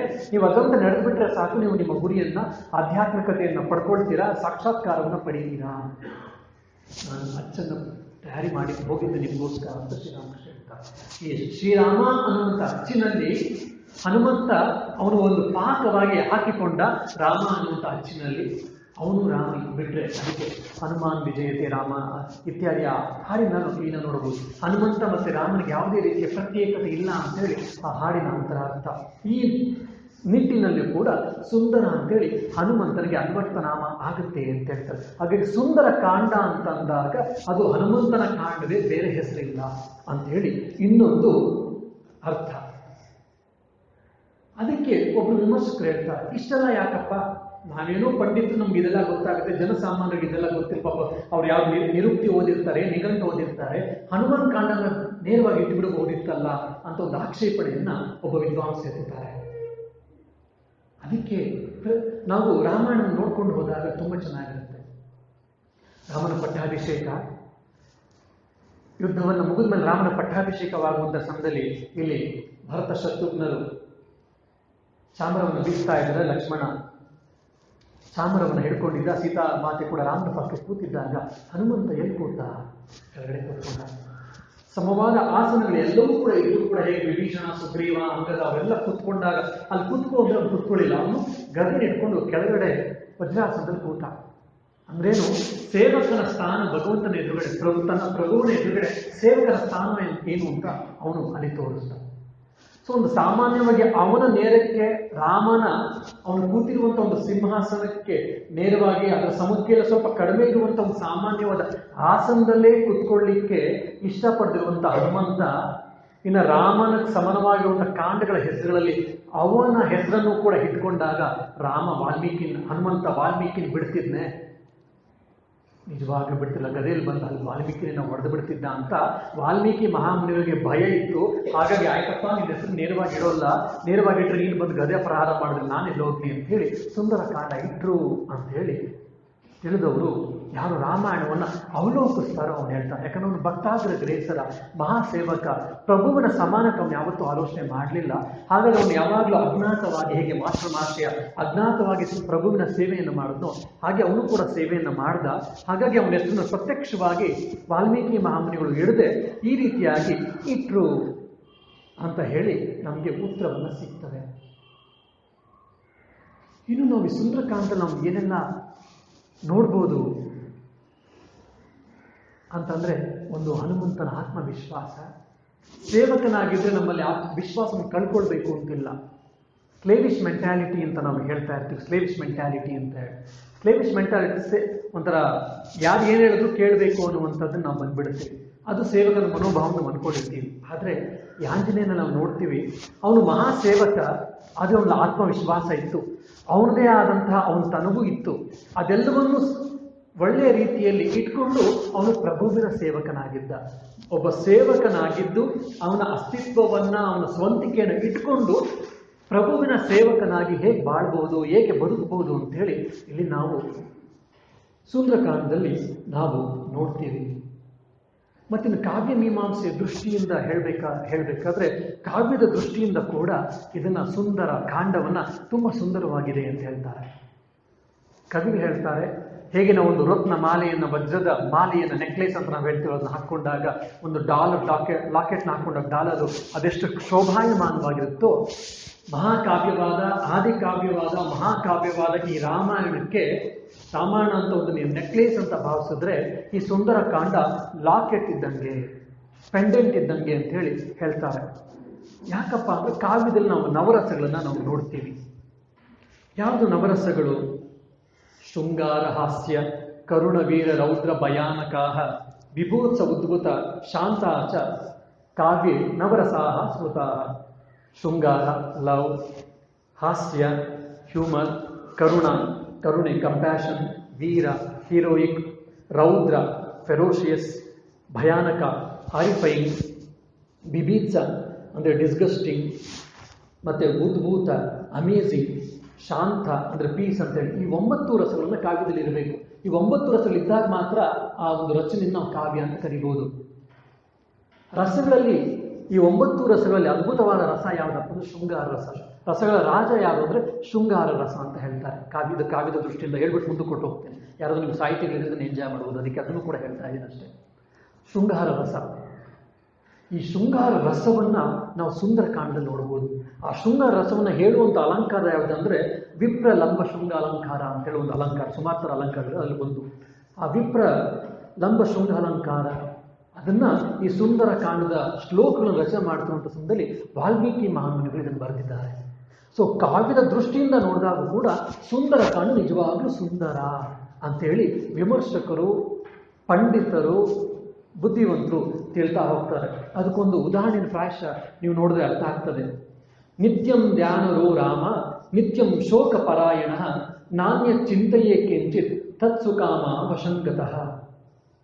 ಸೀತೆ ಅನ್ನ ಕಂಡಾಗ ಹನುಮಂತ ಸೀತೆ ಕೇಳ್ತಾಳೆ, ಅವಳ ಮನಸ್ಸಲ್ಲಿ ಏನೋ ಒಂದು ಸಂಶಯ ಇತ್ತು, ಏನೋ ರಾಮ ನನ್ನ ಬಗ್ಗೆ ಈಗಲೂ ಆಲೋಚನೆ ಮಾಡ್ತಾನ, ರಾಮ ನನ್ನ ಬಗ್ಗೆ ಹೇಗೆ ಆಲೋಚನೆ ಮಾಡ್ತಾನೆ, ರಾಮ ನನ್ನ ನೆನಪಿಸ್ಕೊಳ್ತಾನ, ರಾಮ ನನ್ನ ಬಗ್ಗೆ ಏನಾದ್ರು ಆಲೋಚನೆ ಮಾಡ್ತಿದ್ದಾನ, ರಾಮ ನನ್ನ ಮರ್ತಿಲ್ವಾ ಅಂತ ಪ್ರಶ್ನೆಗಳನ್ನ ಸೀತಾದೇವಿ ಹನುಮಂತನ ಹತ್ರ ಕೇಳ್ತಾಳೆ. ಅಮ್ಮ ನಿನ್ನನ್ನು ಎಲ್ಲಿ ಒಯ್ಯೋದಂತ ತಾಯಿ, ಅವನೇನಾದ್ರೂ ಕೂತ್ಕೊಂಡಿದ್ರೆ ಮಲಗೋದು ಇಲ್ಲ, ಅವ್ನು ನಿದ್ದೆ ಬರ್ತಾ ಇಲ್ಲ ರಾಮನಿಗೆ, ಅವ್ನು ಕೂತ್ಕೊಂಡೇ ಇರ್ತಾನೆ ಎಷ್ಟೋ ಬಾರಿ ರಾತ್ರಿ ಎಲ್ಲ ಕೂತ್ಕೊಂಡು ಮಧ್ಯದಲ್ಲಿ ತೂಗುಡ್ಕೆ ಬಂದು ತೂಗುಡ್ಸಿದಾಗ ಕೂಡ ತಲೆನೋವು ತೂಗುಡ್ಸಿ ಮತ್ತೆ ಎಚ್ಚರ ಕೊಳ್ತೀವಲ್ಲ, ಎಚ್ಚರ ಸಮಯದಲ್ಲಿ ಹಾ ಸೀತೆ ಅಂತ ಹೇಳ್ತಾನೆ ರಾಮಚಂದ್ರ, ನೀನು ಒಯ್ಯೋದಿಲ್ಲ, ಅವನಲ್ಲಿ ಉಸಿರಾಟ ನಿಂತೋಗಿರ್ಬೋದೇನೋ, ಸೀತೆಯನ್ನು ಮರ್ತಿಲ್ಲಮ್ಮ ಅಂತೇಳಿ ಆ ಕಥೆಗಳನ್ನು ಹೇಳುವಂಥ ಸಮಯದಲ್ಲಿ ಇದನ್ನು ಹೇಳ್ತಾನೆ. ನಿತ್ಯಂ ಧ್ಯಾನರೋ ರಾಮ ನಿತ್ಯ ನಿನ್ ಧ್ಯಾನವನ್ನೇ ಮಾಡ್ತಾ ಇದ್ದಾನಮ್ಮ. ನಿತ್ಯಂ ಶೋಕ ಪರಾಯಣ, ನಿನ್ನ ನಾನು ಕಳ್ಕೊಂಡ್ಬಿಟ್ಟೆ ಸೀತೆ, ನಾನು ನಿನ್ನ ಕಳ್ಕೊಂಡ್ಬಿಟ್ಟೆ ಇಲ್ಲ ಅಂತ ನಿತ್ಯ ಒಂದು ಸಮಯ, 1 ಗಂಟೆ, ಅರ್ಧ ಗಂಟೆ, 3/4 ಗಂಟೆ, ಇಲ್ಲ 2-3 ಗಂಟೆ, ಒಂದ್ ದಿವಸ ಅಲ್ಲ, ನಿತ್ಯಂ ಶೋಕ ಪರಾಯಣ, ಪ್ರತಿನಿತ್ಯ ಪ್ರತಿ ಕ್ಷಣ ನಿನ್ನನ್ನು ಕಳ್ಕೊಂಡ್ಬಿಟ್ಟೆ ಅಂತೇಳಿ ಅವನು ಪರಿತಪಿಸ್ತಾ ಇದ್ದಾನೆ, ವಿಫಲನಾಗಿದ್ದಾನೆ. ನಾಣ್ಯ ಚಿಂತೆಯೇ ಕಿಂಚಿತ್, ಸ್ವಲ್ಪ ಮಟ್ಟಿಗಾದ್ರೂ ಸ್ವಲ್ಪವಾದ್ರೂ ನಿನ್ನನ್ನು ಬಿಟ್ಟರೆ ಬೇರೆ ಏನನ್ನು ಚಿಂತನೆ ಮಾಡ್ತಾ ಇಲ್ಲ. ತತ್ಸು ಕಾಮ ವಶಂಗತ, ಎಲ್ಲ ಕಾಮಗಳು ನಿನ್ನ ಮೇಲೆ ಇಟ್ಕೊಂಡಿದ್ದಾನೆ ಶ್ರೀರಾಮಚಂದ್ರ ಹೇ ಮಾತೆ ಅಂತ ಇದನ್ನ ಈ ಅಲಂಕಾರದಲ್ಲಿ ಹೇಳ್ತಾ ಹೋಗ್ತಾರೆ. ಅಂದ್ರೆ ಒಬ್ಬ ಪ್ರಣಯನ ಹೇಗೆ ಆಲೋಚನೆ ಮಾಡುವಂತ ನಾವು ಇಲ್ಲಿ ಕಾಣಬಹುದು ಇನ್ನು ಕಾವ್ಯದ ದೃಷ್ಟಿಯಿಂದ ನೋಡಿದಾಗ. ಇದೇ ರೀತಿ ನಾವು ಯಾವಾಗ ನಮ್ಮ ಇಷ್ಟ ದೇವರನ್ನು ನಾವು ಆಲೋಚನೆ ಮಾಡ್ತೀವೋ, ನಾವೇನಾದ್ರೂ ಸಾಧನೆಗೆ ಹೋಗಬೇಕು, ನಮ್ಗೆ ಶ್ರೀರಾಮ ದರ್ಶನ ಆಗಬೇಕು, ನಮ್ಮ ಇಷ್ಟ ದೇವರ ದರ್ಶನ ಆಗಬೇಕು, ಆತ್ಮದರ್ಶನ ಆಗಬೇಕು ನಮಗಿದ್ರೆ ನಾವು ಯಾವ ರೀತಿ ಆತ್ಮದರ್ಶನವನ್ನು ಪಡ್ಕೊಳ್ಬೇಕು, ಯಾವಾಗ ನಮಗೆ ಭಗವಂತನ ದರ್ಶನ ಆಗುತ್ತೆ ಅನ್ನೋದಕ್ಕೆ ಅದ್ಭುತವಾದಂಥ ಶ್ಲೋಕ ನೋಡಿ. ನಿತ್ಯಂ ಧ್ಯಾನ, 1 ಗಂಟೆ ಅರ್ಧ ಗಂಟೆ ಧ್ಯಾನ ಮಾಡು, ಗುರುಗಳು ಹೇಳಿದ್ರು ಅರ್ಧ ಗಂಟೆ 108 ಜಪ ಮಾಡಿದ್ರೆ ಮುಗಿದೋಯ್ತು. ಆಮೇಲೆ ಬೆಳಗ್ಗೆ ಶ್ರೀರಾಮಕೃಷ್ಣ ನೆನಪಿಸ್ಕೊಳ್ಳೋದು ಅಂತಿಲ್ಲ, ಶ್ರೀರಾಮಕೃಷ್ಣ ಪ್ರತಿನಿತ್ಯ ಪ್ರತಿ ಕ್ಷಣ ನೆನಪಾದಾಗೆಲ್ಲ ಅವನೇ ನೆನಪಾಗ್ತಾ ಇರ್ಬೇಕು, ಅವಾಗ ಶ್ರೀರಾಮಕೃಷ್ಣ ಬರ್ತಾರೆ ಇತ್ಯಾದಿಗಳು. ಮತ್ತೆ ನೆಕ್ಸ್ಟ್ ಹೇಳ್ತಾನೆ, ಅನಿದ್ರಹ ಸತತಂ ರಾಮ, ರಾಮನ ನಿದ್ದೆನೆ ಬರ್ತಿಲ್ಲ ನೀನಿಲ್ಲ ಅಂತ. ಸುಪ್ತೋಷಿಚ ನರೋತ್ತಮ, ಸುಷುಪ್ತಿಗೆ ಏನಾದ್ರೂ ಹೋದ್ರೂ ಕೂಡ ಅವ್ನು ನಿನ್ ಬಗ್ಗೆನೆ, ಸುಷುಪ್ತಿಗೆ ಸಾಮಾನ್ಯವಾಗಿ ನಮ್ಗೇನು ಗೊತ್ತಾಗಲ್ಲ, ಸುಷುಪ್ತಿಗೆ ಹೋದ್ರೂ ಕೂಡ ಅಮ್ಮ ನಿನ್ನೆ ನೆನಪಿಸ್ಕೊಳ್ತೀನಿ ಶ್ರೀರಾಮಚಂದ್ರ. ಸೀತೇತಿ ಮಧುರಾಂ ವಾಣಿ ವ್ಯಾಹಮ್ನೆ ಪ್ರತಿಬುದ್ಧತೆ, ಆಹಾ ಸೀತೆಯ ವಾಣಿಗಳೆಷ್ಟು ಮಧುರ, ಅವಳೆಷ್ಟು ಮಧುರ ಅಂತೇಳಿ ನಿನ್ನ ಬಗ್ಗೆ, ನಿನ್ನ ಮಾತಿನ ಬಗ್ಗೆ, ನೀನು ಆ ಥರ ಹೇಳ್ತಿದ್ದೆ ಈ ಥರ ಹೇಳ್ತಿದ್ದೆ ಅಂತೇಳಿ ನಿನ್ನ ಮಾತುಗಳನ್ನು ಕೂಡ ಶ್ರೀರಾಮಚಂದ್ರ ಸತತವಾಗಿ ನೆನಪಿಸ್ಕೊಳ್ತಾ ಇದ್ದಾನೆ. ದೃಶ್ವ ಫಲಂವ ಪುಷ್ಪಂವ, ಯಾವುದಾದ್ರೂ ಒಳ್ಳೆ ಹೂವನ್ನು ನೋಡ್ದ ಶ್ರೀರಾಮಚಂದ್ರ, ಒಳ್ಳೆ ಹಣ್ಣು ನೋಡ್ದ, ಸೀತೆ ಇದ್ರೆ ಸೀತೆ ಕೊಡ್ಬೋದಿತ್ತಲ್ಲ ಇದನ್ನ ಅಂತೇಳಿ, ಯಾವುದೇ ಒಂದು ಒಳ್ಳೆ ಹೂವು, ಒಂದು ಒಳ್ಳೆ ಹಣ್ಣು, ಒಳ್ಳೆ ವಸ್ತು ನೋಡಿದ ತಕ್ಷಣ ಅಮ್ಮ ಆ ವಸ್ತುವಿನ ಬಗ್ಗೆ ಒಂದು ಮೋಹಕನಾಗೋಲ್ಲ, ನಿನ್ನ ಬಗ್ಗೆ ಹೇಳ್ತಾನೆ, ಸೀತೆ ಇದ್ದಿದ್ರೆ ಸೀತೆ ಕೊಡ್ಬೋದಿತ್ತಲ್ಲ ಅಂತ. ಯದ್ವಾ ಮನುತ್ಸ ಮನೋಹರಂ, ಅದೇ ರೀತಿ ಎಷ್ಟು ಸುಂದರವಾಗಿದೆ ಹೂವು, ಈ ಹಣ್ಣು, ಅದೇ ರೀತಿ ನನ್ನ ಸೀತೆಯ ಕೂಡ ಅಷ್ಟೇ ಸುಂದರ ಸ್ಫುರದ್ರೂಪಿಯವಳು, ಅಷ್ಟೇ ಮನೋಹರಕವಾಗಿದ್ಲು, ಮನಮೋಹರವಾಗಿದ್ಲು ಅಂತೇಳಿ ನಿನ್ನ ಲಾವಣ್ಯದ ಬಗ್ಗೆ, ನಿನ್ನ ರೂಪದ ಬಗ್ಗೆ ಆಲೋಚನೆ ಮಾಡ್ತಿರ್ತಾನಮ್ಮ. ಬಹುಶೋಹ ಪ್ರಿಯತ್ಸೇಹಂ ಸ್ವಶಂಸ್ವಾಭಿ ಅಭಿಭೀಷತೆ ಅಂತ ಹೇಳಿ, ಅಂದ್ರೆ ನಿನ್ನ ಬಿಟ್ರೆ ಇದು ಅವ್ನಿಗೇನು ಗೊತ್ತಿಲ್ಲಮ್ಮ. ಅಂದ್ರೆ ಅವನ ಮೈ ಮೇಲೂ, ಯಾಕಂದ್ರೆ ಅವರು ಇದ್ದಿದ್ದು ಯಾವಾಗ ಕಿಷ್ಕಿಂಧೆಯಲ್ಲಿ ಒಂದು ಗುಹೆಯಲ್ಲಿ, ಸಾಮಾನ್ಯವಾಗಿ ಅರಣ್ಯದಲ್ಲಿ, ಅವ್ರಿಗೆ ನಮ್ಮ ಥರ ಇರುತ್ತೆ ಆರಾಮ ರೂಮಲ್ಲೋ ಇಲ್ಲ ಮನೇಲಿ ಇರಲಿಲ್ಲ ರಾಮಚಂದ್ರ ಅರಣ್ಯವಾಸದಲ್ಲಿ. ಸೊ ಗುಹೆಯಲ್ಲಿ ಮಲಗಿದ್ದಾನೆ, ಅರಣ್ಯದಲ್ಲಿ ಮಲಗಿದ್ದಾನೆ, ಯಾವಾಗ ಯಾವ ಹುಳ ಉಪ್ಪಟೆ ಬರುತ್ತೋ ಗೊತ್ತಿಲ್ಲ, ಹಾವು ಬರುತ್ತೋ ಗೊತ್ತಿಲ್ಲ, ಚೇಳು ಇದೆಲ್ಲ ಬರುತ್ತೋ ಗೊತ್ತಿಲ್ಲ. ಶ್ರೀರಾಮಚಂದ್ರ ಹೇಳ್ತಿದ್ದಾನೆ, ಅಮ್ಮ ಅವನ ಮೈ ಮೇಲೆ ಏನಾದರೂ ಶ್ರೀರಾಮಚಂದ್ರ ಮೇಲೆ ಯಾವ್ದಾದ್ರು ಹುಳು, ಹಾವು, ಚೇಳು, ಜರಿ ಏನು ಹರಿದ್ರು ಕೂಡ ಅವನಿಗೆ ಅದ್ರ ಮೇಲೆ ಪರಿವೇನೇ ಇಲ್ಲ. ಯಾಕೆಂದ್ರೆ ಅವನು ನಿನ್ನ ಮೇಲೆ ಸದಾ ನಿರತನಾಗಿದ್ದೇನೆ, ಧ್ಯಾನದಲ್ಲಿ ನಿರತನಾಗಿದ್ದೇನೆ. ನೀನು ಕೇಳ್ತೀಯಲ್ಲಮ್ಮ, ರಾಮ ನನ್ನ ಬಗ್ಗೆ ನೆನಪಿದೆಯಾ, ರಾಮನ ಈಗಲಾದರೂ ನನ್ನನ್ನು ಮರ್ತಿಲ್ವಲ್ಲ ಅಂತೇಳಿ. ಇದು ಈ 3 ಶ್ಲೋಕವು ಕೂಡ ಸುಂದರಕಾಂಡದಲ್ಲೇ ಬರುವಂಥದ್ದು. ಈ ರೀತಿ ಅದ್ಭುತವಾದಂತಹ ಒಂದು ಆ ಶೃಂಗಾರ ರಸವನ್ನ ಈ ಸುಂದರಕಾಂಡದಲ್ಲಿ ನಾವು ತುಂಬ ಶ್ಲೋಕಗಳು ನಾವು ಉದ್ಗಾರ ಮಾಡ್ಕೊಂಡು ಹೋಗ್ಬೋದು. ಹಾಗಾಗಿ ಇದನ್ನು ಸುಂದರ ಅಂತ ಹೇಳ್ತಾರೆ. ರಾಮ ಕೂಡ ಇದೇ ಪ್ರಶ್ನೆಯನ್ನು ಮುಂದಿಡ್ತಾನೆ. ಹನುಮಂತ ವಾಪಸ್ ತೆಗೆದುಕೊಂಡ್ಮೇಲೆ, ಸೀತೆ ನನ್ನನ್ನು ಏನು ಕೇಳಿದ್ಲು, ಸೀತೆ ನನ್ನ ಬಗ್ಗೆ ವಿಚಾರಿಸಿದ್ಲೆ, ಸೀತೆ ನನ್ನ ಬಗ್ಗೆ ನೆನಪಿಟ್ಕೊಂಡಿದ್ದಾಳೆ ಅಂತ ಅವನು ಕೂಡ ಒಂದು ಸಾಮಾನ್ಯವಾಗಿ ಮಾನವನಿರುವಂತಹ ಸಂದೇಹವನ್ನು ವ್ಯಕ್ತಪಡಿಸ್ತಾನೆ. ಅವಾಗ ಎಷ್ಟು ಚೆನ್ನಾಗಿ ಹೇಳ್ತಾನೆ ಹನುಮಂತ, ತುಂಬ ಬುದ್ಧಿವಂತ. ಏವಂ ಮಯಾ ಮಹಾಭಾಗ ದೃಷ್ಟ ಜನಕನಂದಿನಿ ಉಗ್ರೇಣ ತಪಸಾ ಯುಕ್ತ ತದ್ಭಕ್ತ ಪುರುಷರ್ಷಭ. ಶ್ರೀರಾಮಚಂದ್ರ, ನಿನಗೆ ಯಾಕೆ ಈ ಥರ ಪ್ರಶ್ನೆ ಬಂತು? ಮಹಾದೇವಿ ಸೀತಾಮಾತೆನ ನೋಡಿದೆ, ಸುಮಾರು ಅವಳು ಗೊತ್ತಿಲ್ಲದೆ ಮೇಲ್ಗಡೆ ಅಶೋಕ ಒಂದಲ್ಲಿ ಆ ಮರದ ಮೇಲೆ, ಅಶೋಕ ವೃಕ್ಷದ ಮೇಲೆ ಕುತ್ಕೊಂಡು ನಾನು ಅವಳನ್ನ ಗಮನಿಸ್ತಿದ್ದೆ. ಅವಳು ನಿನ್ನನ್ನೇ ಸದಾ ಚಿಂತಿಸ್ತಿದ್ದಾಳೆ, ನಿನಗೋಸ್ಕರ ಅನ್ನ ನೀರನ್ನ ಬಿಟ್ಟು ಕೃಷಳಾಗಿದ್ದಾಳೆ, ಸಣ್ಣಕ್ಕಾಗಿದ್ದಾಳೆ, ಬಡಕಳಾಗಿದ್ದಾಳೆ, ಮಲಿನವಾದ ವಸ್ತ್ರವನ್ನು ಉಟ್ಕೊಂಡಿದ್ದಾಳೆ.